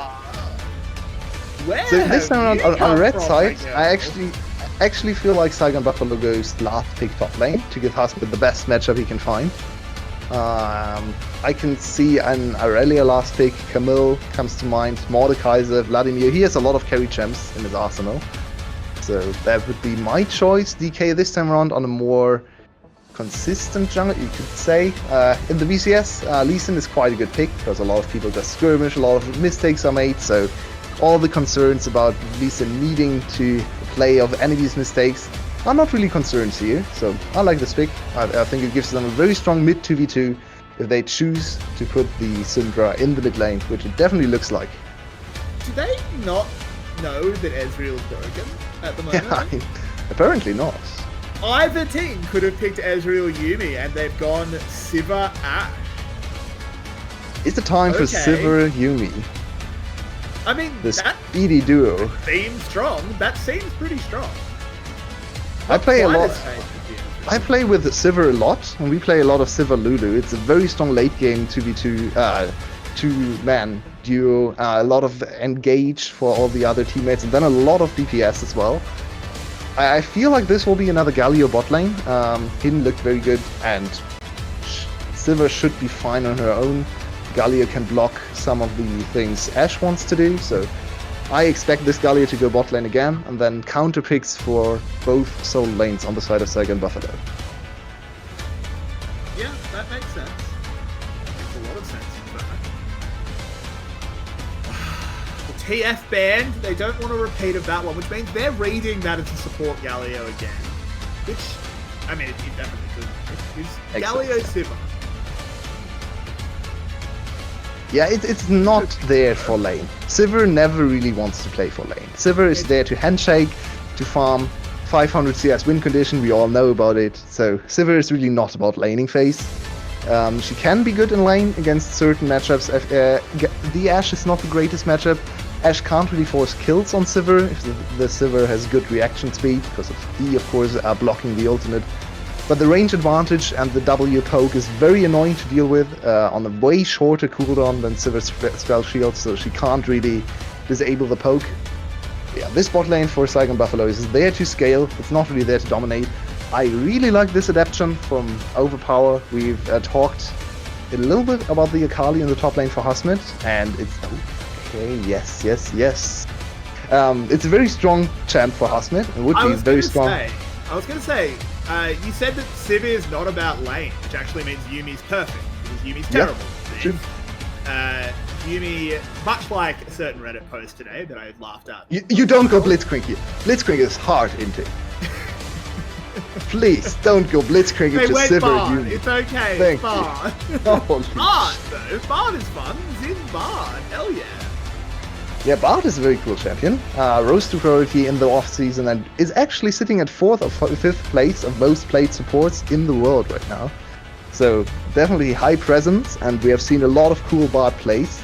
Xin has impressed us a lot in the off-season, in the last few weeks of the summer season as well. So can he be the playmaker to bring Overpower to a 1-1? Possible. It's one of their best players, I'd say. Yeah, potentially, for sure. But the Renekton as the final lock-in. What is Hasmed going to run back? And he just says, be top, be on, scale, woo, tank. So Boring, I can tell you what good. this team composition is about. This is the Clash team going into Clash with a very unbalanced team. They have one Diamond player, he's the ADC. They have one Bronze player, he's the support, so he has to play Yuumi. And then you have Gold players in the other positions. So you say, okay, what can we... That sounds like your Clash team. VCS Discord Clash team. Yeah, oh, so... what a dream! Panda got the start for the Buffalo. I'm sure he's living the dream. He's playing Yuumi. I love you, Panda. So yeah, this is all X in the style basket. This is hyper-carry 𝗂𝗏𝗏𝗏 with a lot of setup. Everyone has set up for 𝗂𝗏. Yeah. She will be... Yeah, no one can kill her. This is... it's impossible to kill her in the late game. She has items from Ornn, she gets heals from Yubi, she gets protection from Froggy, and peel from the Leotis, so... I feel like this 𝗂𝗏 is unkillable in the late game, especially because the enemy champs are also not the greatest at killing 𝗂𝗏, so... Yeah, no, if 30 minutes late, plus... Yeah. it's very difficult to see the Buffalo not coming out on top. But now we have to ask the question of, how does OPG make sure it doesn't get there? How does OPG ensure that we don't get that ultra late game win condition for 𝗂𝗏𝗏𝗏𝗏? I actually feel like 𝗂𝗏𝗏𝗏𝗏 has given OPG a way out here. A very easy to adapt to team composition that is very binary, and it's very easy to attack for OPG as well. You just have to acknowledge that 𝗂𝗏 can't get to 4 items, so you have to make stuff happen. If you accelerate the solo lanes and ignore 𝗂𝗏, because most likely you can't deal with 𝗂𝗏 in the bot lane, it's very hard to kill her. She has a lot of measures to defend, a lot of means of protection, so... I feel like you just ignore bot lane completely, you send Bard on a journey, and you snowball top and mid lane, ignore 𝗂𝗏, and make the game about 2 items, where 𝗂𝗏 is decent, but not quite in her late game state. And then suddenly the enemy team has no damage. No damage in top lane. Falling off damage in the jungle. 𝗬𝗃𝗃𝗃 can't carry a team alone. Froggy, if he gets a hat, he has damage, but if you set him behind, he has no damage whatsoever. So the play here is to ignore bot lane from blue side once again and play around solo lanes. DK can really carry this early game. Absolutely. It is on the Lee Sin, a champion that people have mixed opinions about. Yeah. And rightfully so. Yes. Well, as I said in Champion Select, I feel like Lee Sin is a little bit better in VCS, where fights will happen definitely at some point. You might have a 2v2. Look at all the damage coming out onto Vit, but the turnaround is all in favor of OPG. Heals burned, Ignite is used as well. Hin needs to find a way out. The cat is slow. The cat is sad. And the bot lane for the Buffalo is bleeding on the floor. Yeah, they too aggressive there. They have to. Yeah. They have to go. Surely. I think so too. I think he wants to get at least this wave and teleport afterwards to maybe have enough gold for a refillable potion. I think that's the play here. It seems like he does not want to go for it in the end. Yuumi has to stay in lane now, though. They changed Yuumi way back, so she can't follow TPs anymore. So she has to stay. As you can see, Yuumi will stay there. So she's still on half HP and needs to be careful when jumping out. Yuumi against Bard can be very tricky to play. As we have Style, and they have vision on DK. Can he steal away this blue buff? Oh, close. But good smite. And they still have a 1. This is dangerous. Here for the Buffalo is Bard. Oh, it hits. Style is going to go down. And what is going on? My mind, the VCS. Perfect start. My read was they would ignore bot lane, but I guess if the enemy team, if the enemy bot lane ints level 1 into your bot lane, you have Bard Lee Sin. You can do whatever you want on the bot side. And they get the first kill. They have both summoners expanded for Style. He's still level 1. He can't TP back to lane. This is horrible for this bot lane now. They are so far behind. This is an absolute disaster for the Buffalo. Meliodas got 3 buffed. The bot lane is hard inting. This is shocking. What happened between the games? Did someone put something in the water? The question really is, why did they go for the level 1 trade there? I don't know. They don't win that. It's a Bard. Yeah. They thought they had the momentum on their side because they had the first drop on the play. Oh, Froggy gets caught. He's stunned. I think it's just going to be a bit of damage. There's no way. Thank you enough. Follows that cue. And Froggy's going to get bullied in this lane. That's a little bit more what we expect. Yeah. Froggy has opted for the late game rune choice. Oh, never mind. There might be another bot lane fight. He's in, dealing a lot of damage. Oh, teleport. Called. They want to turn it around here. Froggy. Autos. Oh! Immediately, though, the Bard Q is excellent. Zin absolutely flexing on him. And they completely use the play. Ooh, that boomerang hits, though. Vit's in. Got to be a bit careful. Yeah, we talked about the potential, the carry potential for Zin, and how he's one of the best players on the team. This is looking promising. His Bard is on point so far. Perfectly timed Q. Stuns Froggy out of the teleport. Froggy just wasted his teleport. He's now behind 11 CS in mid lane. Not 7 now. But yeah, he can't get back to mid lane quickly now. And teleport early on in the game on a very long cooldown. They actually nerfed that a few patches ago as well. So this is really a worrying start for SGB. And how can they come back from this one? All the lanes are losing. Yeah, it kind of looks a bit like the OPG from last game. A kill here would be a way to come back, but Vit flashes away from the boomerang.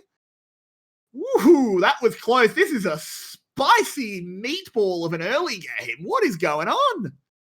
And that's a very unfortunate mistake for OPG's side. It takes a lot of pressure away, and Vit is now a sitting duck. He can be caught by Meliodas' flash unburrow on him, and he would be a very easy target. Froggy will hit level 6 soon as well, so now OPG's bot lane needs to be more careful. That takes away a lot from the early pressure they accumulated and also played for with the early invades there. So that's very unfortunate. I think he had to flash. Xin probably had heal as his W heal available, but that is not enough. So yeah, I feel like he had to flash. So just badly positioned. There's no reason to risk giving up a kill. Just flash. Yeah, I agree. And they do return a dragon secured for OPG. They get that Infernal.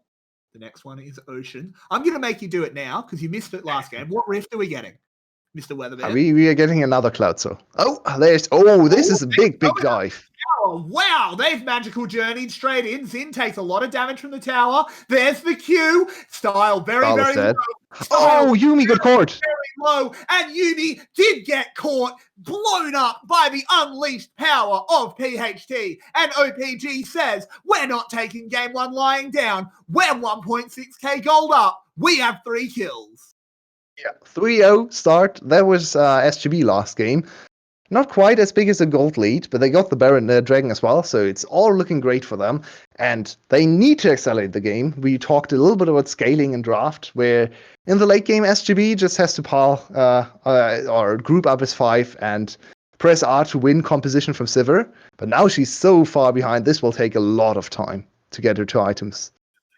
But let's have good execution. Look at Yuumi. Yuumi actually committed a very big mistake here, going out a little too early and getting caught by the stun. I feel like Yuumi could have lived if she waited for the E for Syndra or tried to anticipate where it would fly. It's not easy, but yeah, I feel like Hin could have played this a little bit better on the Yuumi to potentially get under turret and force a counter kill.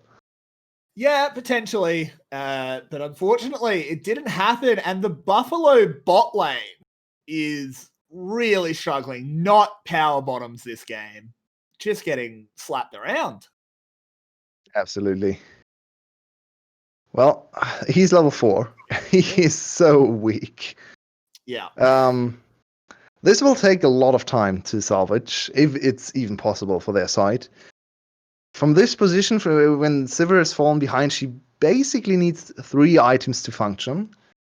So we are looking at 32, 34 minutes for her to come online. And there's not much SGB can actually look for until then. So one player who's now in the spotlight, in my opinion, is 𝗲𝗏𝗏𝗏. He needs to make steals happen on Dragon, because the Dragon Snowball is a very legitimate win condition now for the side of OPG. They've already got one early Dragon.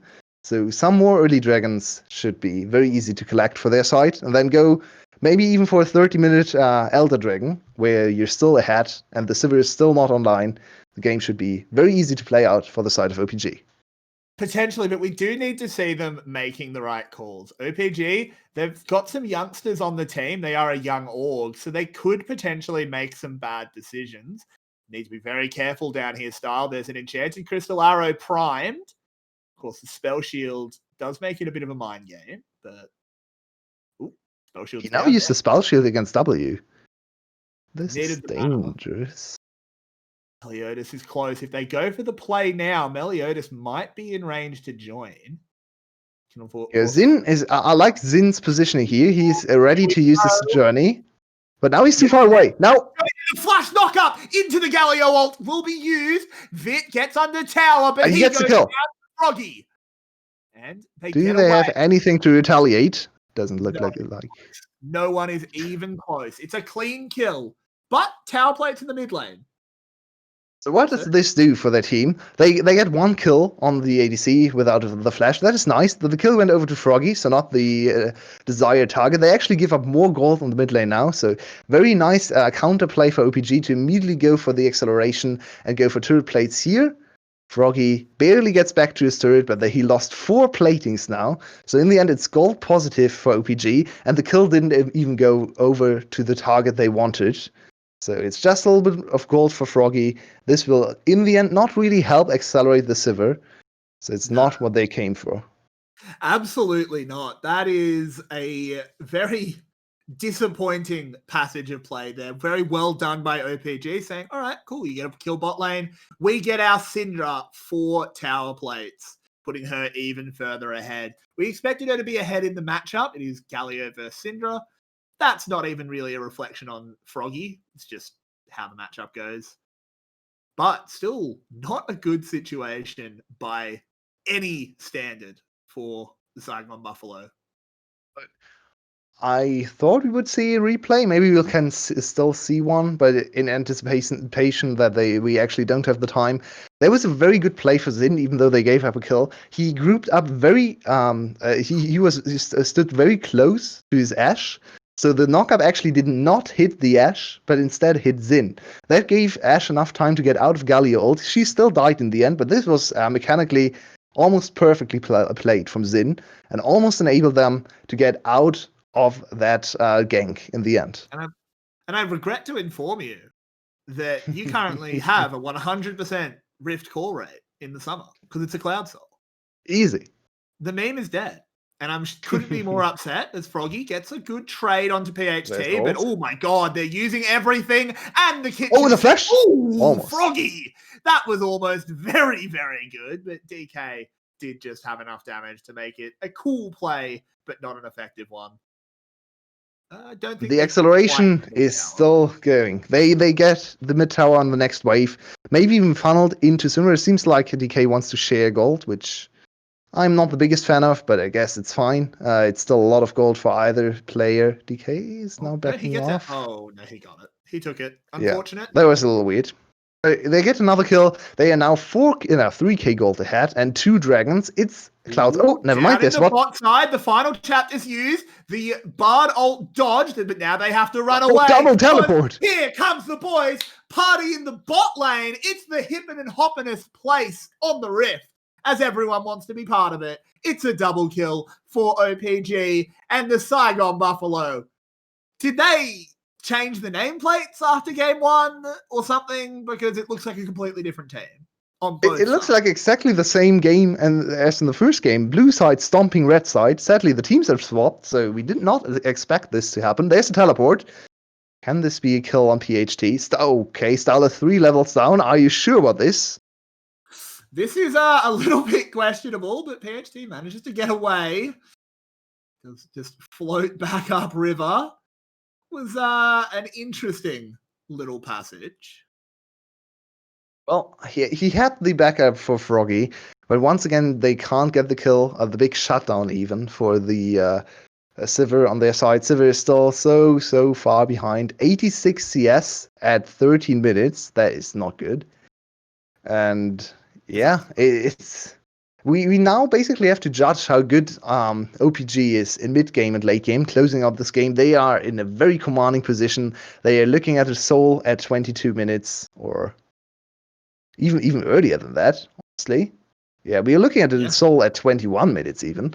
So potential Elder Dragon at 27. This should be a very easy closeout. They have so many objectives to play for. Enemy team can't really defend. They don't have any damage on their side. So if you don't overdive, OPG's comp is so strong. You can even dive turrets. You have Bard to disable turrets, so you can even chase further than you normally could. I feel like this is very easy for OPG to close out, and it would be very disappointing to see them falter from this position. Yeah, this is actually a bit of an interesting one for OPG. This should be a very easy game to close out, as you were saying. For all the reasons you outlined, this is very easy for OPG. If they stumble and lose this one, we're getting flashes of VGA from last week. They fumbled some gold leads that it was game over, and they managed to lose anyway. Ooh, good stop out there. Of the very good stopwatch, dodging all the damage. It doesn't matter. PHT going low, but not low enough. And 𝗏𝗏𝗏𝗏𝗏 will go DK down. wanted that kill. He really did. Ash could have collected this kill with the ult, but DK kicked him out of the ult and claimed this one for himself. This is very strong Lee Sin, 4-0-1. I talked about Lee Sin being potentially a better choice here than a farming jungler. DK showing that he can bring the solo queue performance to pro play as well. Everyone is good on Lee Sin and solo queue. A good choice. We love it. As 𝗏𝗏𝗏𝗏𝗏𝗏𝗏𝗏𝗏𝗏 will get a Rift Herald, but that probably isn't going to be enough. It's just a 𝗘𝗀𝗏𝗏𝗏𝗏𝗏𝗏. Husband will potentially get a tower. We haven't looked at the top lane almost at all. It has been very, very quiet up there. But 𝗲𝗲𝗏 is quietly winning, which is good. I don't think That's he impressive. can possibly get tanky enough, but on a hard outscaling matchup, he's winning in 1v1. He got the turret, so it's very good to see, but he's not on the champion that brings the damage to carry team fights.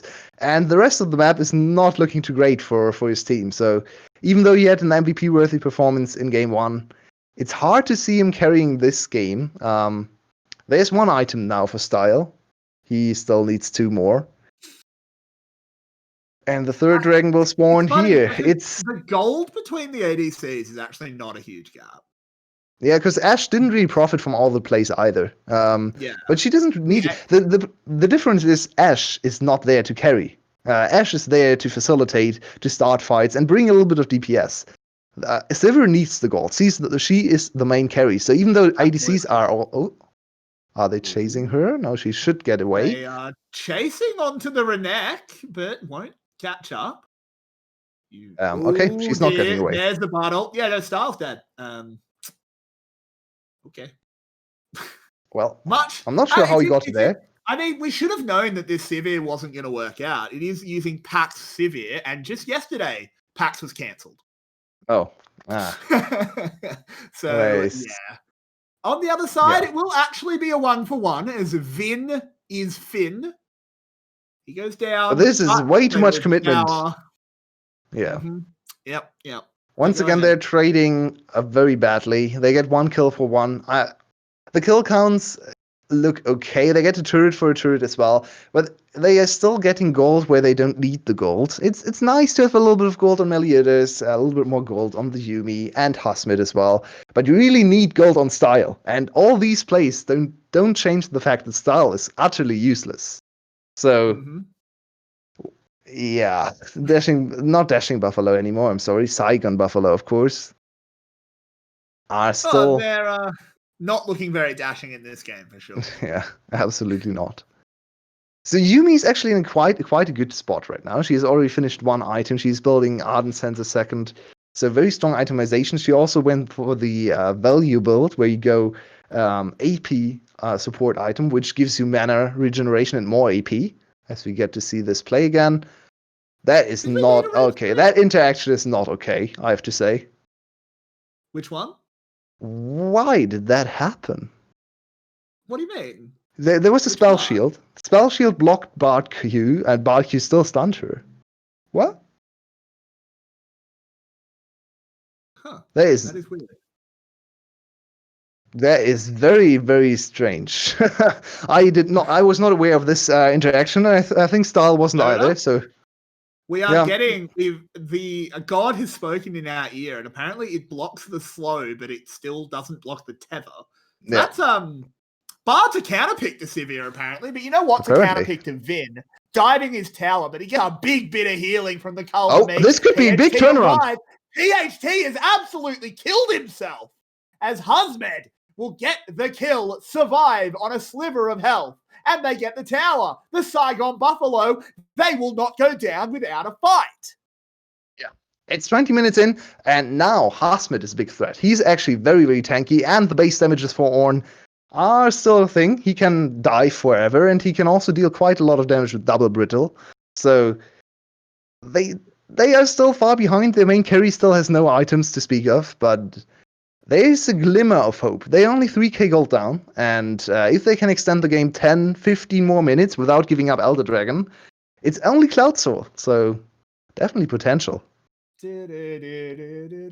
Oh no, him. Oh, that is so sad. Poor Yuumi. I know why that's the replay we got. It didn't matter. Actually, no. I'm lying. I'm inting. It did matter. That arrow was going to hit under the tower. Indeed. I'm inting. That absolutely mattered. Good job. So it's a real big feels bad moment for Yuumi, because she didn't get a single assist in the fight, but she actually carried that one with just standing in the right spot. Yeah. So, wow. Yuumi carried a fight without doing anything. That must be really weird. Must be really weird for Yuumi to carry a fight without doing anything. Wow. The hatred is real. I like cats too. got two cats. They're very cute. But no, not Yumi. I hate her. So let's look at objectives here. 40 seconds to the soul spawning for OPG. This and the implications for this soul are mixed, I'd say. It's not the greatest soul actually for their team. No, it doesn't. Renekton, Renekton is. It's nice for Renekton. He actually gets a lot of scaling out of the soul because he can catch up to enemy backline targets a little bit better with the extra speed boost. So it's good for Renekton. He's a little bit of a stronger frontliner, a little bit more of a threat for the backline. But everyone else doesn't really do much with his soul. 𝗕𝘂𝗽𝗍𝗪 has been found. 𝗕𝘂𝗪𝗍 comes in, gets some knockups. Final chapter used. Do they get away from the Tempered Fate? They certainly do not. Froggy's in a lot of trouble. Hin, can he get over to anyone else? No, the cat will go down. This is an absolute wipeout. 𝗲𝗲 arrives finally just to tank some aggro. Vin has to be a bit careful of the angry Ornn. But it's still 3 unanswered kills. Cloud Soul for OPG at 21 minutes and 40 seconds. Oh boy, I think we might have a game 3. Yeah, it's looking very likely. SGB came back a little bit with the last dive, but now they basically committed the same mistake on their side, and there might even be time for OPG to turn to Baron immediately. 𝗕𝗂𝗧 is around. He's on the same level of the SDK. They spot him and decide to not go for Baron. So that is the last silver lining. Baron is still standing. The breaking the base is not easy for OPG, and they only gave up Cloud Soul. So as we said before, Cloud Soul is not the greatest one here. I think the bigger problem is that a timer started ticking for the Elder Soul. That is very true. So let's look at the play again. 𝗕𝗂𝗧 gets caught here. Very good Ash Arrow, finally doing something in this game. And I feel like SGB should have not committed to saving private 𝗕𝗂𝗧 there. This was a trap, and they should have just let him go. But instead, they give up 3 kills. 3 kills. 2 of them did manage to survive because 𝗲𝗲 is still incredibly strong this game. We haven't talked about the Ornn and the Renekton because they haven't been super relevant. But 𝗲𝗲 is ridiculously strong. It's just not enough. And Style, I think they can block your Style as he's in a bit of trouble. Very good movement. Had the fancy feet. And they have to back off and respect the 𝗲𝗲 teleport. So turns out they can't block his Style and he gets away. Oh, well played for Style there. At least he does not get caught again. He's 0-5 in this game. Not the greatest debut series. He had a good game in game 1. But this one looks rough. He could still carry. If they get 10 more minutes, he is still the main carry threat. And now Vin in a little bit of a dire situation. Can they catch him? No. Yeah, I think so. He's out of there. He's fine. So 𝗲𝗲 had to upgrade 𝗕𝗂𝗧's item first because the IE is still not completed. So naturally you want to go Molten Edge first for Style because he's the main carry. But he's far away from his Molten Edge. So it's now an upgraded Black Cleaver on your not very nicely scaling jungler. So not that useful. Yeah. The Obsidian Cleaver comes in. I mean, Obsidian, I'll come back to it, is Ornn blown. Doesn't hit anyone with the knock-up. Ooh, the Ash Arrows dodged. Are they going to try and go in or call this one off? I hope it's the latter. Ooh, Vin could be caught, but they have to go back onto the people that actually matter. 𝗕𝗂𝗧 almost dead. There's the dunk. 𝗕𝗂𝗧 is absolutely nearly dead, but he flashes away. Tempered Fate onto Froggy under the tower. The health bars are so low. Froggy in the front line. He's not getting out of there. 1 kill is all that happens, but the health bars of SGB are so low. Surely we see the Baron. We have teleport for Style. He alone can't do much, so this should be Baron. I feel like 𝗕𝗂𝗧 should have stayed there and relied on Yuumi healing to get close to full HP again. Just throw himself in there and go for the Miracle Seal, because that is really the only hope now for SGB. He actually arrived.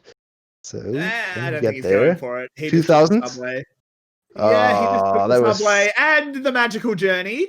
They're going over the wall. Vin wants to catch onto him, but can't. Whew. Oh, boy. There was a missed smite.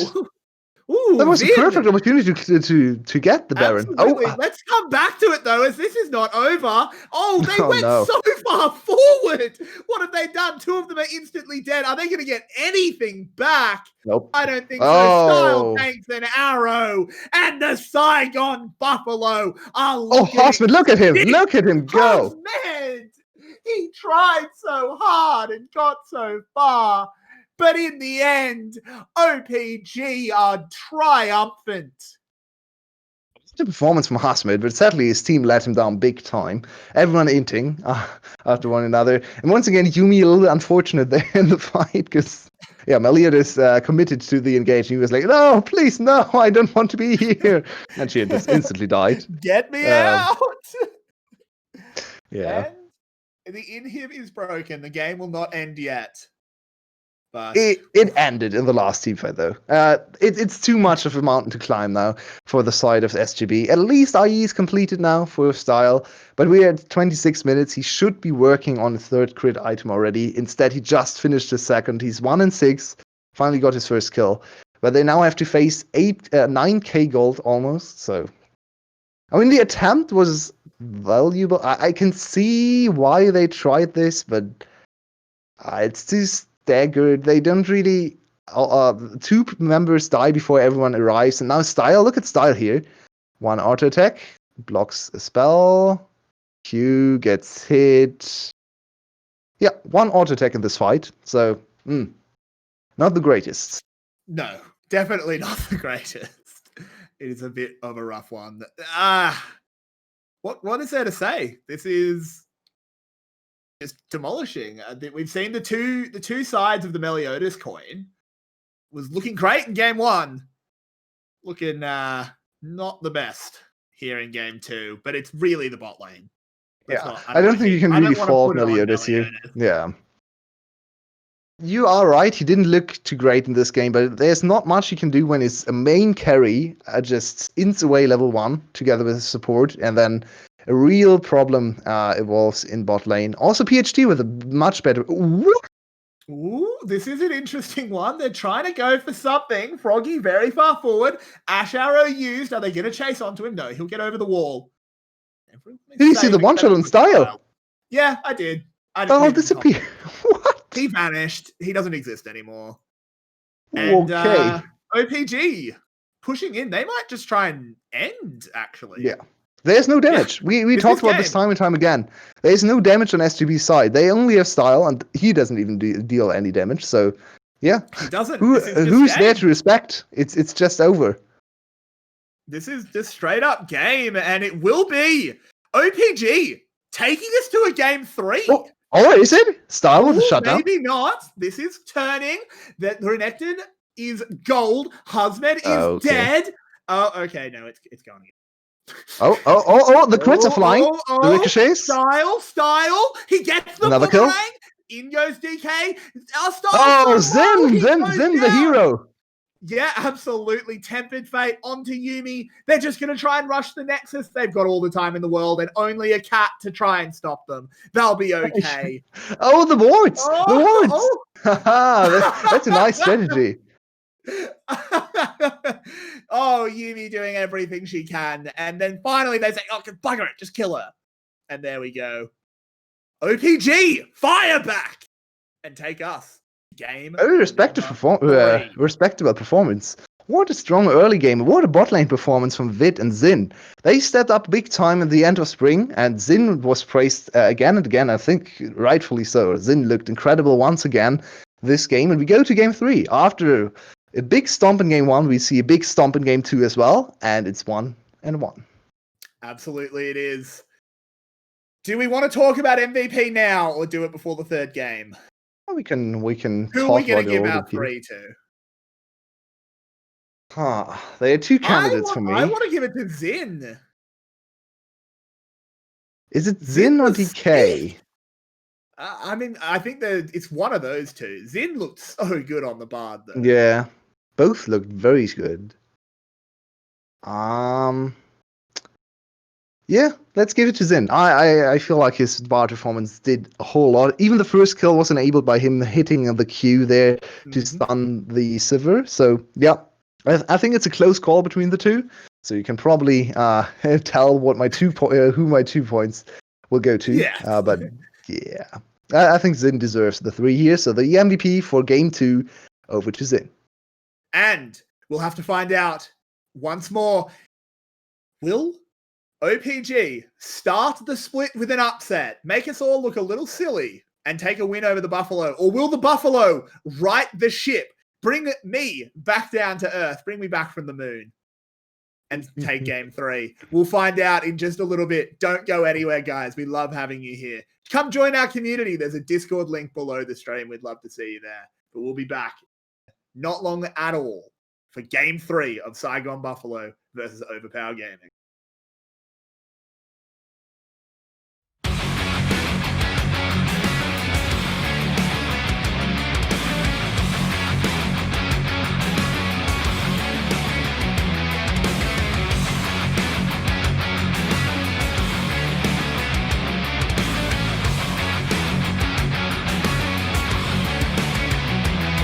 The unknown terror, the student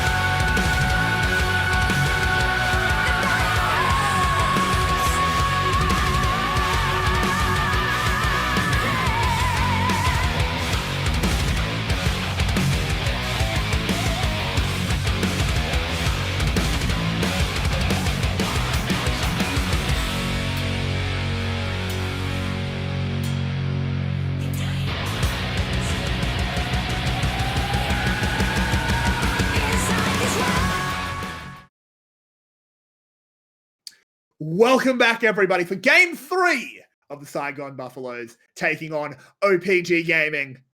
It was 2 not close games, which generally means we don't get a Game 3, but it was 1 each way, which is a bit of a weird thing to say.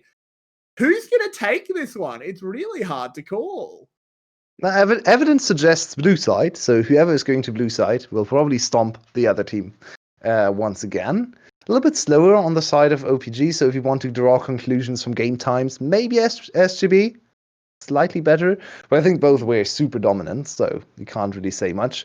I feel like game 2 was more on the losing team than game 1, though, so I would still favor SGB, looking at both games so far, but who knows, maybe they will commit the same mistakes again. It started at level 1, level 2 didn't get better, and the bot lane just completely collapsed in that game.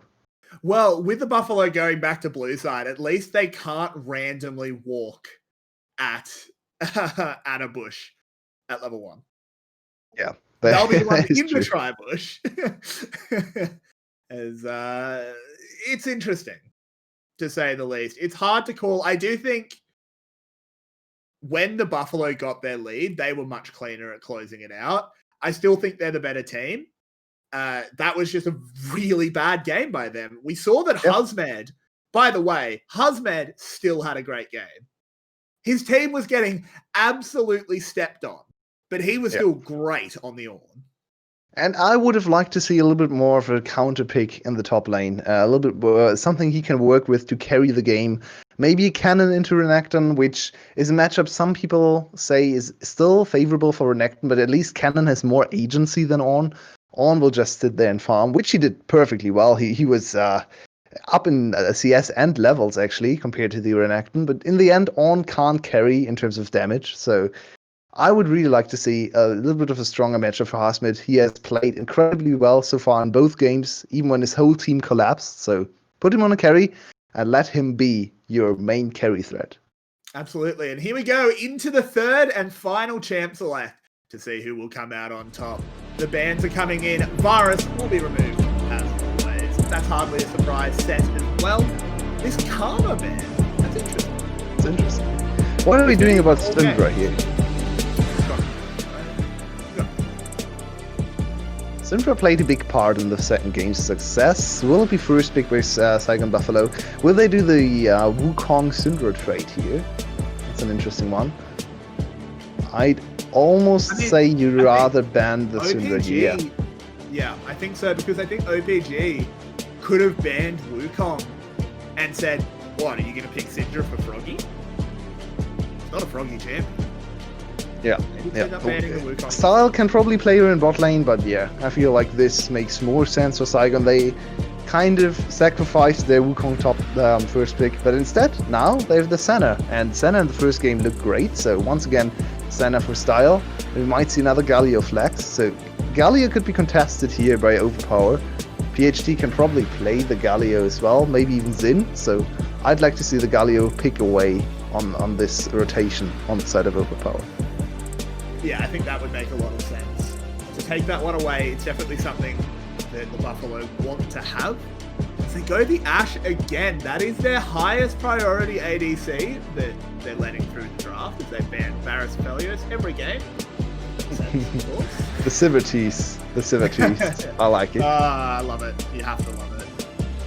As you've got to have the new kids on the block having a little bit of fun with these older. Yes, please. And they just run back the Ashe Bard. Why not? It worked. It looked great. They had great control over the early game in the bot lane. Bard looked incredible. Ashe, well, she was Ashe. Sometimes she hit an arrow, and yep, that's good enough. The first game actually ended up with the Saigon Buffalo winning a losing matchup in the bot lane, so let's see if they can repeat that success. Froggy back to one of his favorites from 𝗙𝗃𝗏𝗏 Cup, understandably so, as that champion has a 𝗙𝗃𝗏𝗏 skin, so it makes a lot of sense to play 𝗙𝗃𝗏𝗏 Pantheon. Okay.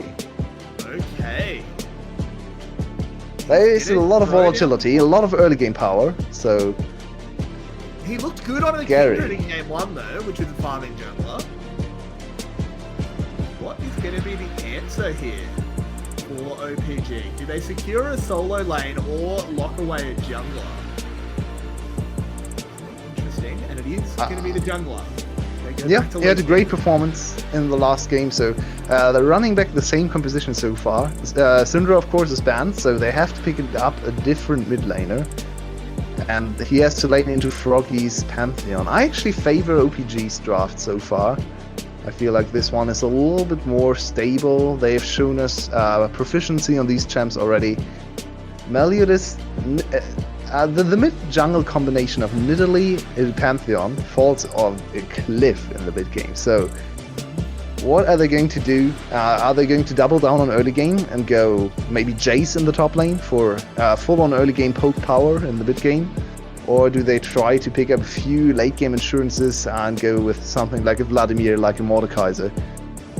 I feel like I favor the Jace option, where you just go for a little bit more early game and poke and try to really snowball this game, because so far both games have ended before 30 minutes. So that make a lot of sense. There hasn't been much late game. We know OPG with this comp, because again, they're just running it back. It worked last game, and they're saying, alright, we'll just do it again. Give her another go. And they played very aggressively, so why wouldn't they do it again? So the Buffalo picking late game would be risky. They could just fall behind and get blown out. Following the bans on the side of Tiger and Buffalo, okay. I wanted to say 𝗁𝗃𝗄𝗃 would make a lot of sense for a more consistent AP threat, which they banned away mostly, but instead it's Zoe. So more pick potential, a lot of single targets to see, an incredible amount of the single targets to see. We have Ashe Arrow, we have Bard Q and ult, we have Lee Sin Q, ult of course, and Zoe. So this is so scary to play against. Absolutely it is. It's terrifying to play against. So you potentially could go the 𝗕𝗃𝗃𝗿. No, I don't like it. Give Husmed. Oh, that's it's a bot lane. It's a bot lane. That's bot lane. Yeah. That's bot lane. I had the same thought of get Husmed on a carry. No, but that's bot lane. That's going with Senna. I actually like that. Be a very big tanky tree. What are they picking for Husmed though? Give him a carry. He's your best player. He's so good. 𝗁𝗃𝗃𝗿? Yeah, 𝗁𝗃𝗃𝗿. I think 𝗁𝗃𝗃𝗃. Yes. Husmed 𝗁𝗃𝗃𝗿. Here we go. Here we go indeed. He was so incredible in the 𝗙𝗃𝗄𝗏 tournament, so I'm very excited to see what he can do today. Can he lead his team to victory once again? The 𝗁𝗃𝗃𝗃 pick. Good champs into... Oh, I'm not the biggest fan of Sylas. Yeah, no, Sylas doesn't really beat 𝗁𝗃𝗃𝗿. I'm really not the biggest fan of top lane Sylas. I feel like every time I see it in pro play, it fails to do anything. So, they could have come up with something a little bit better in the top lane, I feel like. They don't have front line now either. One of the big problems... I play top lane Sylas. I love Sylas. And it's better in bad healer than it is in professional play. The biggest problem with this matchup is Sylas gets one ult the entire laning phase. He ults 𝗁𝗃𝗃𝗏 once, and then it's on... So think about how long 𝗁𝗃𝗃𝗏's cooldown is. It's very long. And then double it, because that's how Sylas works. Makes sense. Yeah. You get one 𝗁𝗃𝗃𝗏 ult. Cool. It's not great. I'm not a huge fan of this Sylas pick to answer Husmed's 𝗁𝗃𝗃𝗏. I feel like Husmed's just gonna break his ankle. And I feel like overall OPG's composition is very execution heavy. They have a lot of champs that require perfect execution and a lot of coordination to make work. Their team fighting is really not great. What do you mean? Have... No. Buffalo have perfect execution. They're the ones that can't. Go back to your point. Thank you. But yeah, I feel like Buffalo once again has a little bit of a stronger teamfight composition. Their bot lane should be more stable this time around with Senna again. Senna 𝗁𝗃𝗃𝗏 is my favorite iteration of Senna bot lane, so I hope they do well. Hin so far has looked great, so style, if he goes back to his game 1 performance, he should be fine as well. Yeah, I favor Saigon Buffalo's draft. The win conditions on the other side are a little bit shallow. They have to, if they win, they will win with a really big, really big success. Like a game where OPG wins with this draft looks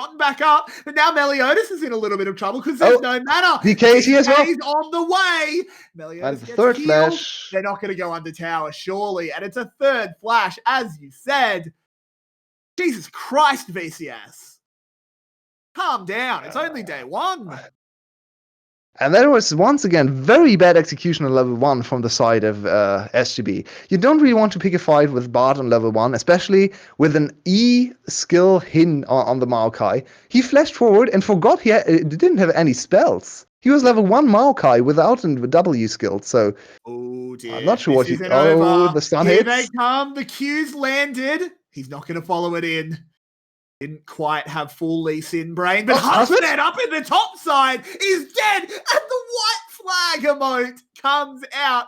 Vin on the 𝗁𝗲 is starting the revolution. There we go.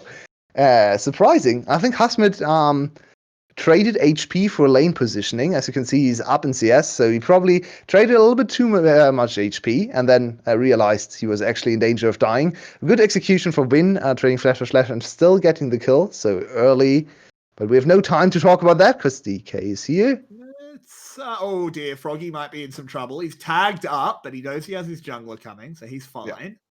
They just back off. So, let's have a look at let's this. look at top lane. What happened here? So 𝗲𝗃's used everything. Is this just an underestimation? Why does he die here? He's underestimated 𝗕𝗀𝗃. Yeah. Okay. 𝗲𝗃. And then just chomp. Well, I feel like that was... of course it's a misplay, but yeah, I feel like this is understandable to some extent, because he actually had a very better minion wave there and should be able to win trades, but of course 𝗁𝗲 does not really care about minion waves, so it's a little bit of unfamiliarity with 𝗁𝗲. To be fair, like, okay, you can say that 𝗁𝗲 kind of cheats, but 𝗁𝗲 has been in the game for a long time. Like, yeah, it's not that new. You have to know how 𝗕𝗀𝗃 works at this point. And it wasn't even just the 𝗕𝗀𝗃, it was mostly the passive. But now Win in a little bit of trouble. 𝗕𝗀𝗧𝗃 is here. He absolutely is, but the spear misses and they just call the play off. And in fact, Vin wins out the damage trade. So this top lane is looking very rough for 𝗲𝗃. Absolutely is. And that's the first time it has. He's up in 𝗲𝗃 has won the other two. He's very up in CS, though. Hin should be able to cancel this if he wants to. No, he doesn't want to. A little bit risky to throw yourself in with the E. That is the only ability that can cancel, and of course, yeah, it's a little risky to do that into 𝗕𝗂𝗧𝗃 still lying in wait. so I can understand why he didn't do that. He has a decent lane position now, but I think the wave was already too far in to be frozen. So I think he'll just reset and go for another back to get a little bit more in his inventory. Yeah, that makes sense. And we'll have to see if the farm continues to go in 𝗬𝗃𝗧𝗏𝗧's favor. It is sometimes quite tricky to farm on Silas. That passive can make you miss some CS, I should say, at times. But a first dragon for OPG. They get a Cloud Dragon tick. Looking good. Yeah, and so far the game is definitely much slower than the other two early games. At this point, SGB basically lost the game in the last one. It's not the greatest start for them here, but it's still only 300 gold. 𝗲𝗃𝗏, even though he gave up a solo kill, is still ahead in CS, so he should be fine. I don't think this can work in any universe, so I don't really like this gank. 𝗲𝗏𝗏 has looked a little bit out of sorts on this 𝗕𝗂𝗍𝗍. I think he should just go for a power farm route and then try to counter gank, not look for a proactive ganks on his own, because it's very hard to gank any of these lanes. I think PhD can be a possibility if you anticipate his ult, so you can wait for his ult to come back and then hit him. But all the other lanes are very hard to gank, so I feel like you should just power farm a little bit more. Yeah, the fact that 𝗲𝗏𝗏𝗏 has been so active in lanes is very strange. This is a 𝗕𝗂𝗍𝗍. Get in the jungle, start farming. You need to be as far ahead of DK as possible. In we go. The Silas stolen Akali ult has been used. It doesn't look like he's actually going to get much out of it. And as I said, you get one. That's it. You're never getting another Akali ult. Oh, now 𝗲𝗃𝗏𝗏 has the ult.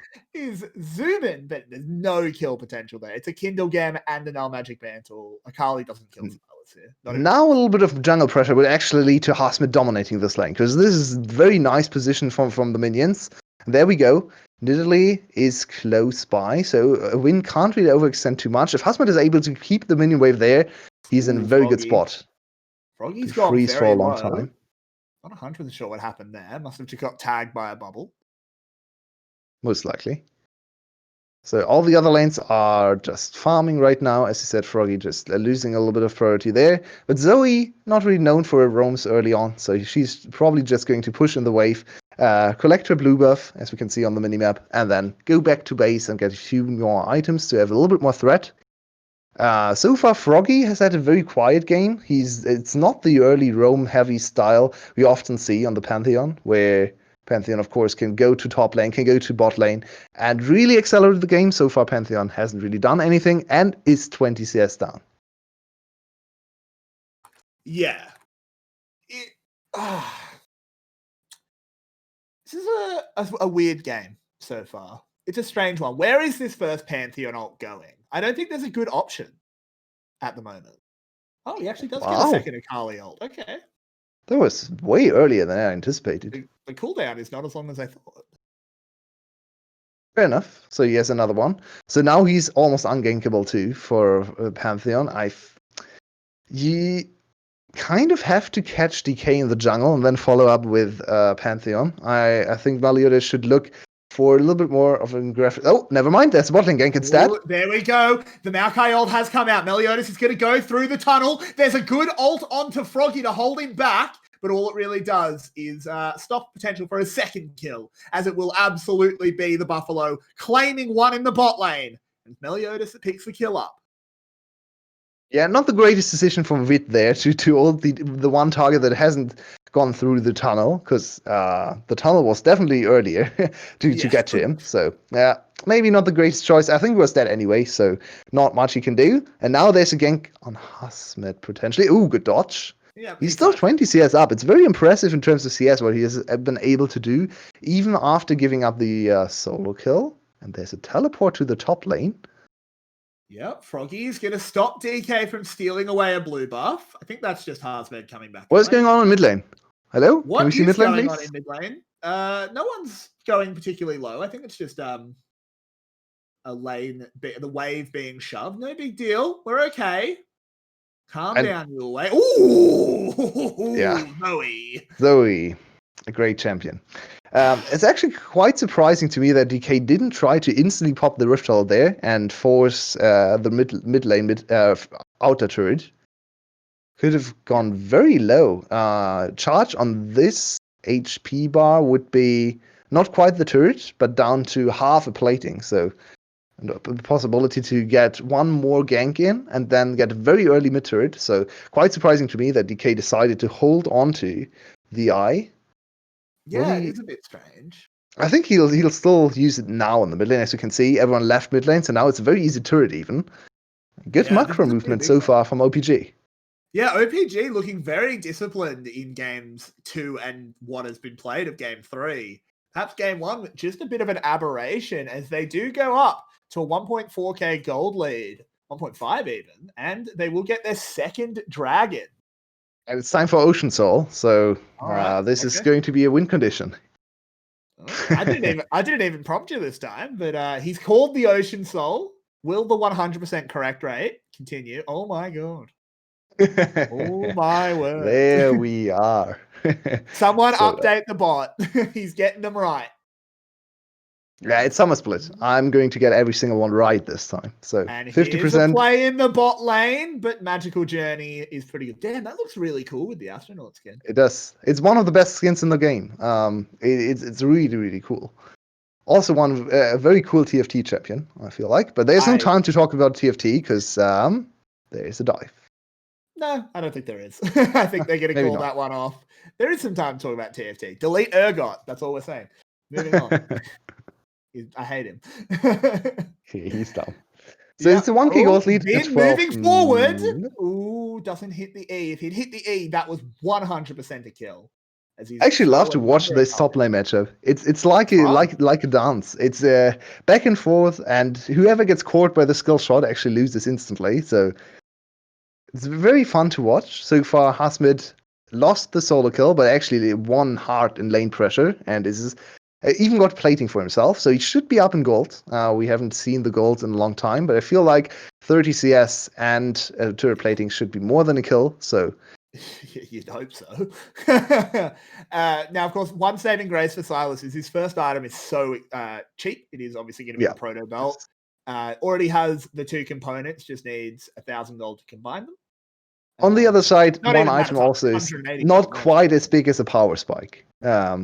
The one item power spike for Akali is incredible. Yeah. And it's done. He is definitely ahead in gold as the Gunblade is out. Ooh, froggy. Oh, Zoe. What a champion. That's actually not a great matchup for Pantheon then. So it's very hard for Pantheon to actually block the follow-up damage after the bubble hits. Because after you sleep, you can't activate the E anymore. So you have to activate E before you go to sleep. And then if Zoe times it correctly, the 1.5 seconds will not be enough time to actually wait up. Yeah. Has to be empowered. So that's a very bad sign for the Pantheon. Pantheon is 40 CS down. He hasn't done anything. He has used one ultimate in bot lane that led to, if you're generous, you can say it led to a kill. It didn't actually do much. Yeah, they got the kill anyway. But he got an assist. Ooh, 𝗲𝗲 trucking Vin. Now that this Gunblade has come in, Sylas doesn't win the fight anymore. Yeah, I agree. DK gets tagged, DK damage, and bang, Style gets that kill. Center ult to try and save Meliodas. It won't be enough, but here comes Pantheon. Good cleanse and through the portal. 1 for 1. Both junglers going down. A very good play for SGB. Never mind. Good play for SGB. Everyone is getting caught by his skill shots here. Yeah, these Zoe bubbles have been on point. PHT having a very good performance here. So both flashes once again used from SGB's bot lane. Vulnerable to dives. Well, are they? They still have 𝗲𝗃𝗏𝗏. 𝗲𝗃𝗏𝗏 is very good against dives. So it's not quite as easy. With Zoe, there might be a world where they can dive. But yeah, I think this is just going to lead to more farming in the bot lane. We have a 20 CS lead for Vid on the ranged against melee matchup, so that makes sense. But the bot lane is actually performing okay in this game after the level 1 blunder that once again came in for SGB's side. Ooh, what can we see in the top lane? Oh, he's level 11 now. Yeah, and all the Oh. 𝗘𝗃𝗿𝗄 ult to follow the He missed. 𝗘𝗃𝗿. Vin doing well, but Oh. the Q misses from DK, and everyone survives. 𝗲𝗲𝗿 thought he was stronger there. I was definitely on the side of agreeing with him there. I thought he had the fight anyway, but a little bit of MR for Vin, and of course 𝗕𝘂𝗿𝗿 for extra damage used in the fight. Oh, it was actually not used in the all-in, just came back off cooldown. So just a very good performance from Vin in terms of actual play. Oh, 𝗏𝗏𝗏 gets a kill though. Oh, yep. 𝗏𝗏𝗏 just killed the Sylas. Okay. Well, we didn't see that. Hopefully we get a replay. You think he just ulted up there and dropped all of his... Yep, Nope, you can even his see. ult was on cooldown. He just ran funny. there. The Zoe is giving us a little story of what happened, as there's a flash and an ignite on the floor. Yes. I wonder what 𝗏𝗏𝗏 did. Just burst him out.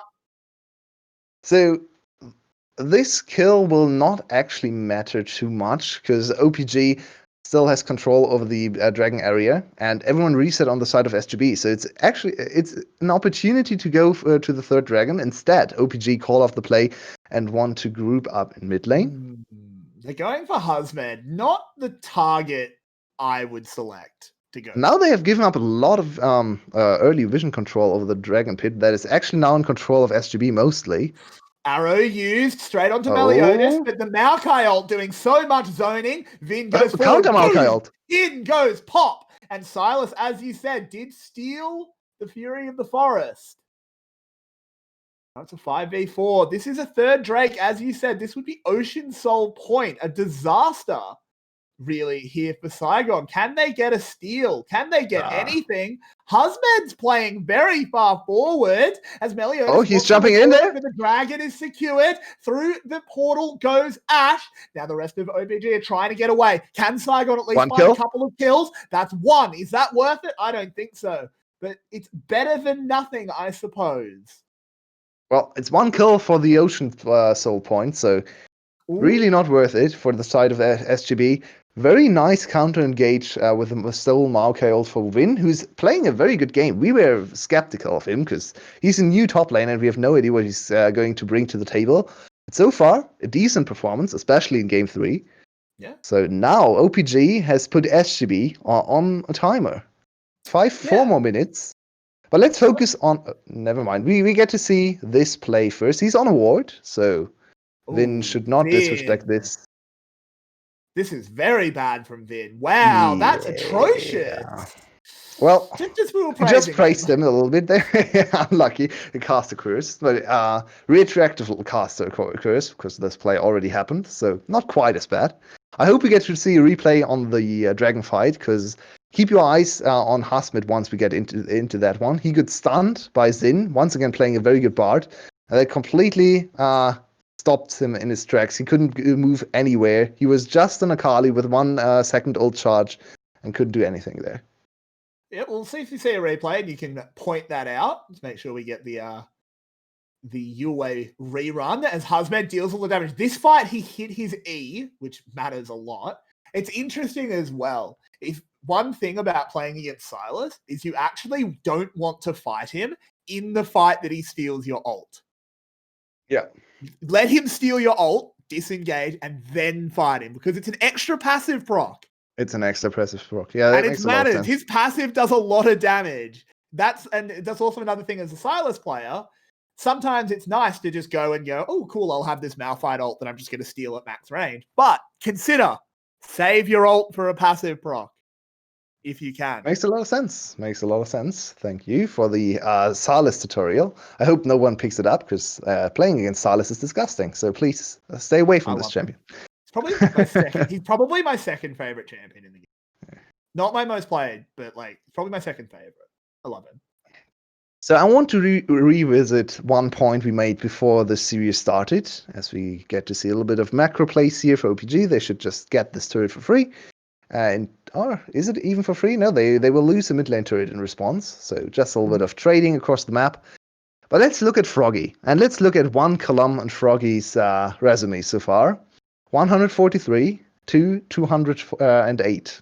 The CS numbers are once again not looking too great there.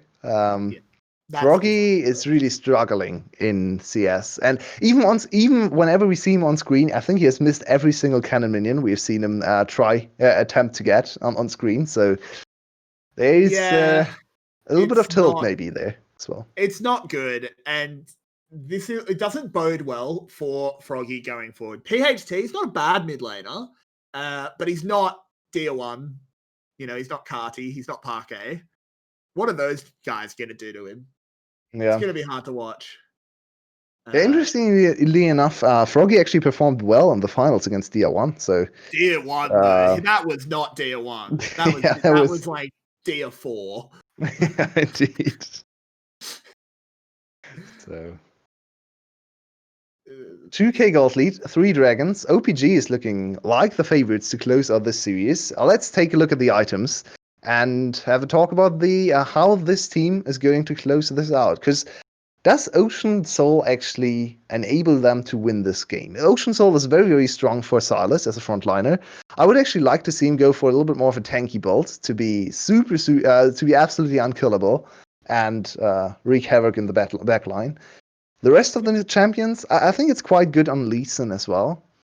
I feel like it's not super useful for any of the squishy champions because they rely on burst and don't really sustain too much. Ashe has built-in attack speed, of course, as well. Lifesteal already, so it's nice for them, but I think it's mostly... They're going for a play on Ashe, speaking of which. The teleport's been used, the Ashe arrow only gets 𝗲𝗲𝗄𝗃, and bang! Down goes Vit. Can 𝗲𝗲𝗄𝗃 find onto Vin? He's a level up, only has 1 charge of the ult, and Vin actually has the other one. What the? Goes for a cheeky little play, and he just ults. And now 𝗕𝘂𝗽's here? Back to the shroud.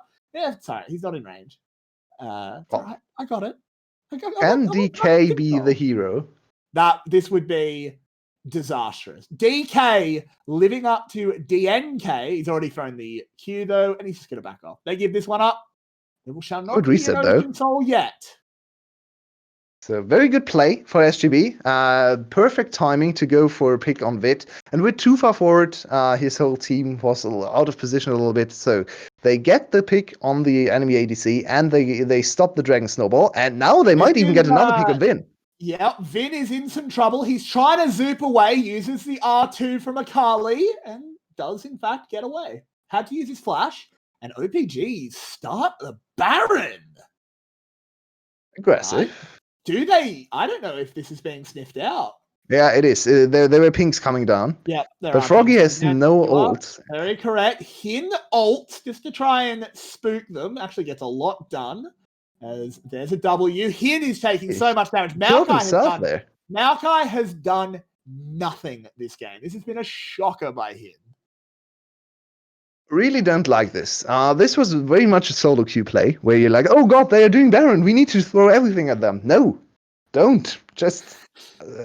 Just tell them and they will back off anyway. Oh, but there we go. 𝗕𝘂𝗽 throws himself forward. Senna immediately dies. Vit goes very, very low. 𝗕𝘂𝗽 is absolutely 𝗲𝗲𝗄𝗃 is here at the moment. Down he goes though. 𝗲𝗲𝗄𝗃's got to do the rest of this fight. He's in his shroud. Vin and PHT are the target. Oh, the damage! PHT very, very low. Can he find him? He can. And now he gets the healing. It's a stolen Nidalee ult. That's not a great one. Can he get the kill onto the Akali? So much healing. 𝗕𝘂𝗍𝗪𝗔s and Vin going at it.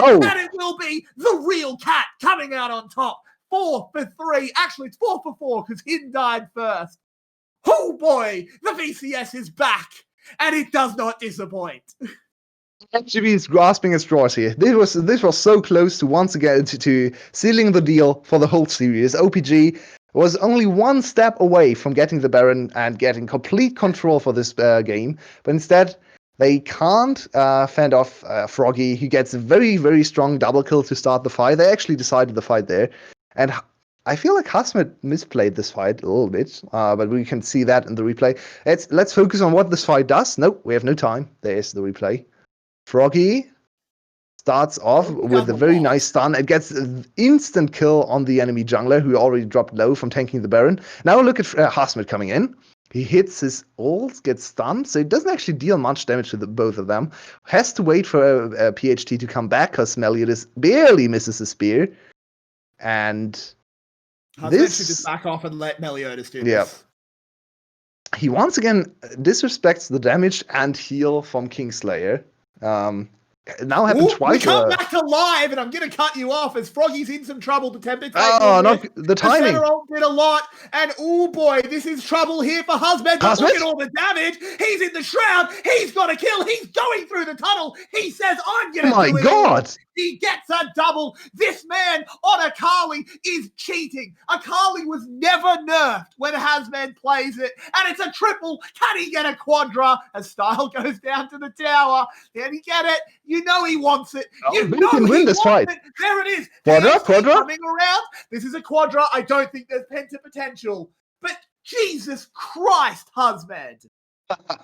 Finally showing up on the 𝗬𝗃𝗃𝗃. He had a lot of misplays so far in this game, but once again proving why he is to be considered the best 𝗬𝗃𝗃 player in this league.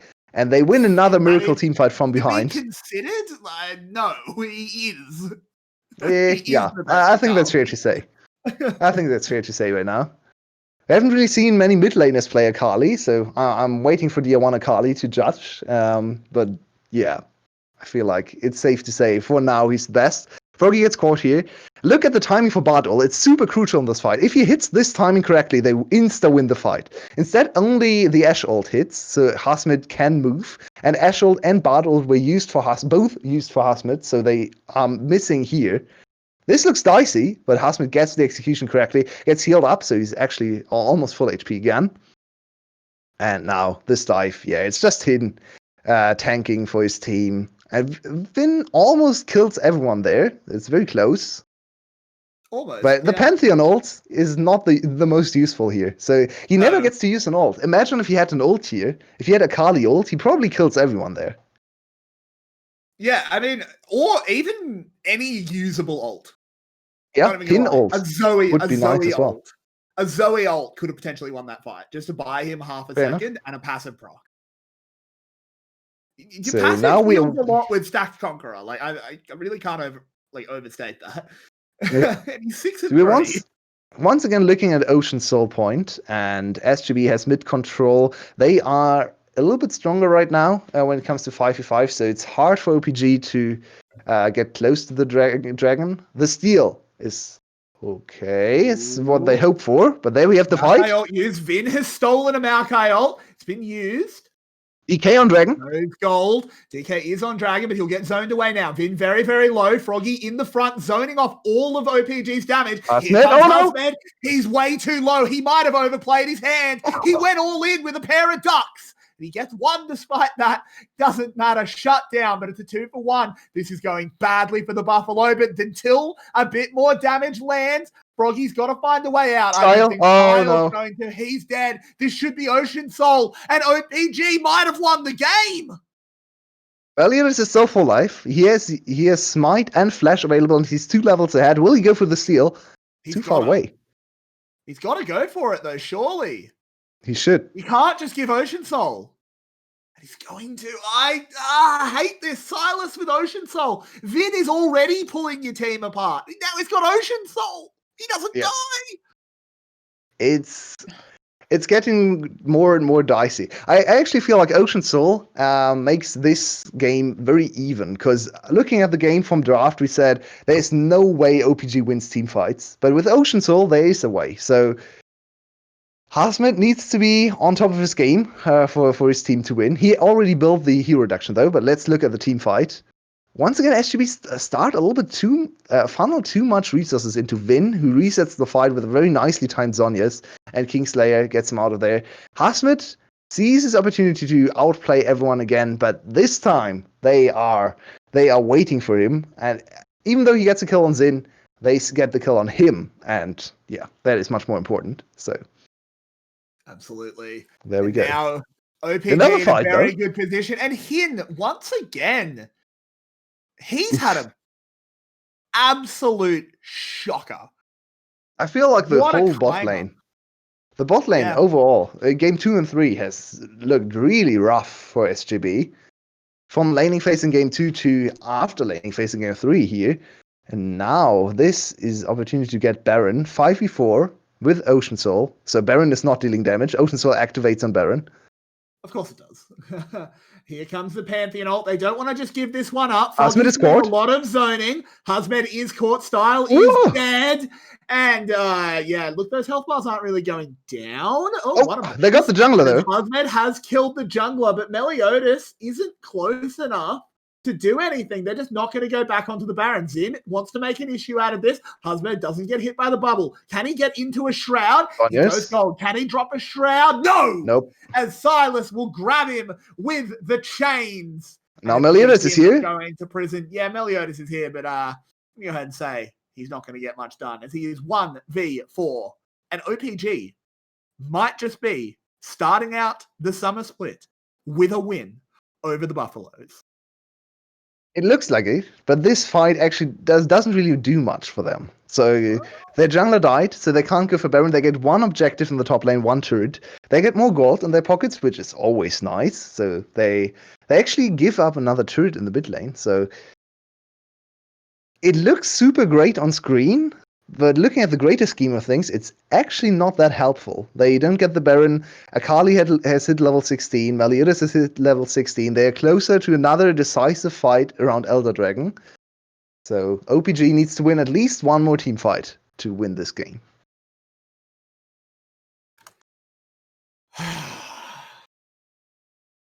Well, they do have to win one more team fight. But can 𝗲𝗲 still carry this? He's a 7 kills 𝗓𝗃, level 16. He's against an 8 kill Silas. That's fair. And Silas also outscales 𝗓𝗃. Does he? Yeah. Silas outscales everyone. Except some, maybe Azir. Silas is a monster. I'm not sure. With Ocean Soul? Yeah, he actually went for the tanky ball, so I really like this. He's still the only frontliner, so if he gets locked down, he's in a little bit of trouble. There's a lot of single targets you see on the side of SGB. The biggest problem for SGB is actually the Maokai and how far behind it is. It's level 12. It has 2 items, but it's only barely at 2,500 health. And we've seen him get blown up in a matter of seconds. And once again, speaking of which, he gets hit. 𝗕𝗂𝗧 goes into the Tempered Fate. Froggy has a run. Where is 𝗲𝗲? He finds DK. He might be able to carry it. Double kill. Got 2. They need to keep it going. No, they're just going to go for the objective. Just take the tower. You've got inside track.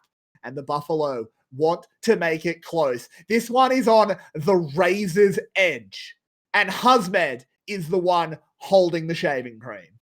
Yeah, even though there's Ocean Soul for OPG. What did I just say?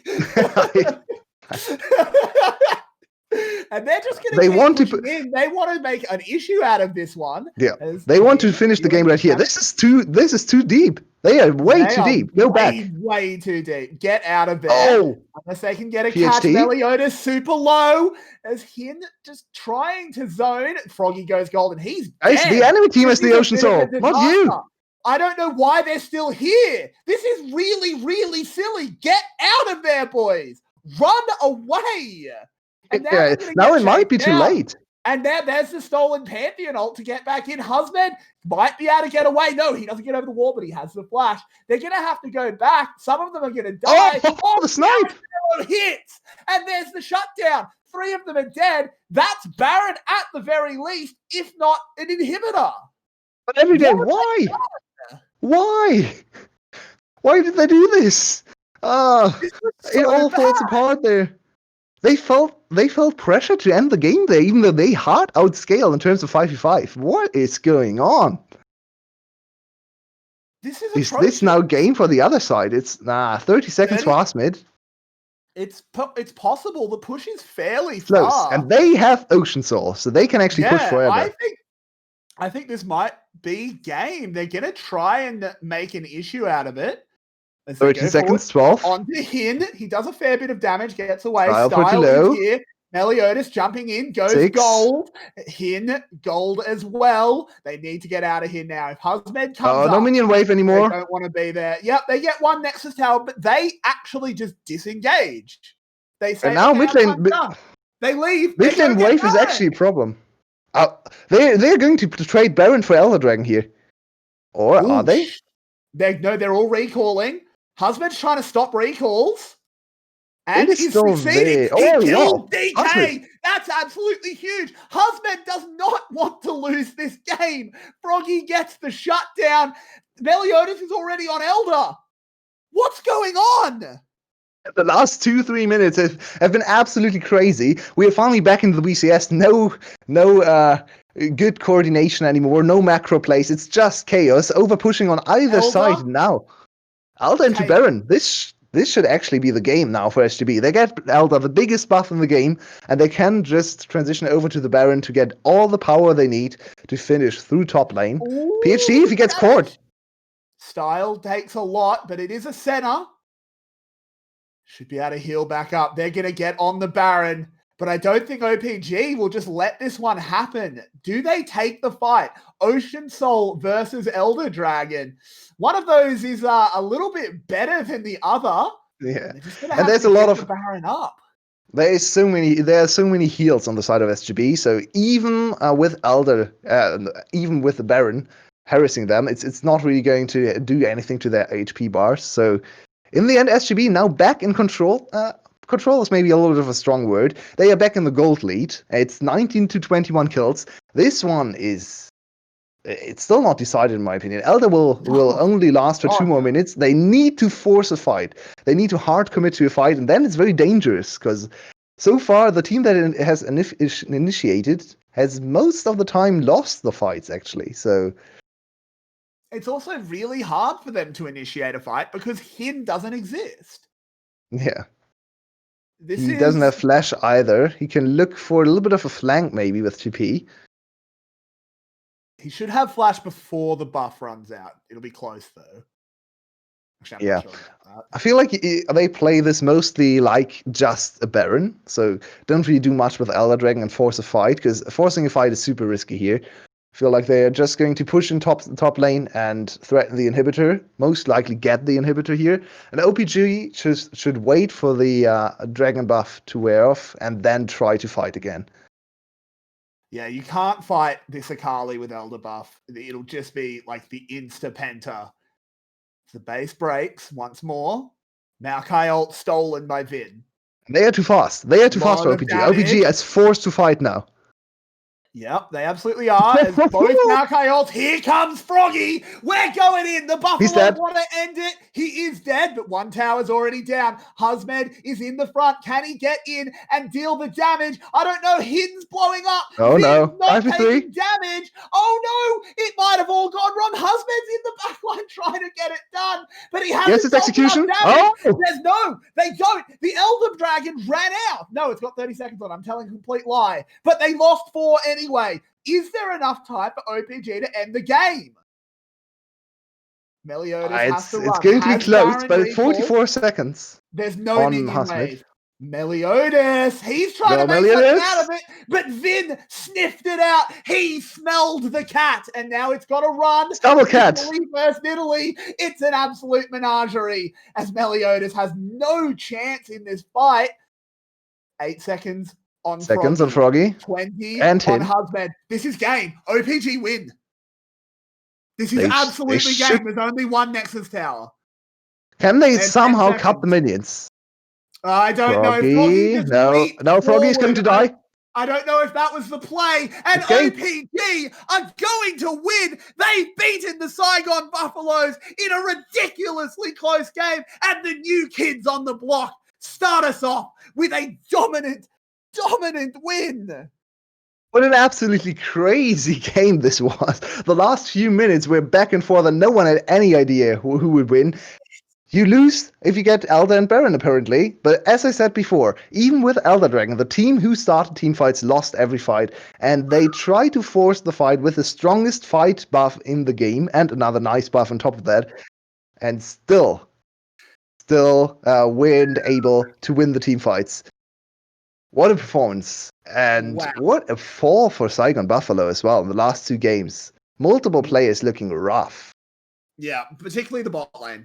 You have to just call it out. The bot lane from the Saigon Buffalo were out. They were just destroyed. They got absolutely stepped on, particularly in that 3rd game. Style and Hin. I don't know what style it is, but I don't want to see it again. Yeah. Whew. Wow, this was a big surprise. I actually changed my prediction yesterday from a 2-1 for Saigon Buffalo to a 2-0 because I thought they looked so good in the offseason, and OPG is a new team, so I was very confident in Saigon Buffalo winning this one. And instead, they are starting the season once again with a loss, and against one of the projected worst teams of the league. Not looking too great. It's a pretty big upset, but in the end, it is definitely a strong win. So we have to give an MVP for the third game. Oh, man. It's got to be Vin, right? The Silas. Yeah, I think so. Yeah. Yeah, Vin, the player of the series. Okay, the player of the series is a different one. It's already been decided because they have to make a graphic. Zin will be our player of the series. Yeah, I think that's very fair. In the 2 games they won, he was the strongest player. I think the MVP for the last game will be Vin, but Zin was a very, very strong player as well in that game. Once again, good Bard performance. One blunder with the ult on the top side jungle, where he was not able to time it correctly. But overall, very good performance. And OPG starts their season with a win. So that's only like 3-4 wins out of playoffs at this point. Potentially. So that is a huge, huge start for them. And the VCS is back. That game 3 was one of the most VCS things the VCS absolutely ever done to it. And it's there are some troubling signs there for the Buffalo. But that mid lane push. You got to talk about 𝗲𝗄𝗃 as that. Don't talk to me about that. 𝗲𝗲𝗃 is looking very good. So Buffalo fans, it's not all doom and gloom. But do we have anything more to say, or are we ready to get ready for Series 2? This was already a big banger. I did not expect this to be so close. 2 very, very strong performances from blue side. First game looked like Saigon Buffalo was actually going to run away with the series. 26-minute victory. Then we came back in game 2 with OPG and 28-minute victory. And then the third and final game of the series, of course, is touch and go. No one knows who's going to win. And in the end, too many mistakes for Saigon Buffalo and a very decisive finish. Yeah. I mean, if you want to see possibly the worst decision making ever, it's that clip. That was horrific. Whoever made that needs to get the belt. Yeah, running into mid lane S5 without Ocean Soul and just getting chipped away. The HP bar slowly diminished, very slowly. It wasn't like burst hit them. It was like, okay, we're half HP, let's still push. Oh, 1/3 HP, yes, let's still push. Oh, we're all dead. Yeah, well, who would have thought? It was a very strange play there. Yeah, it really was. But with that, we will be saying goodbye to the Saigon Buffalo and OPG for tonight. Course. It's only the first night. Plenty of time to bounce back for the Buffalo.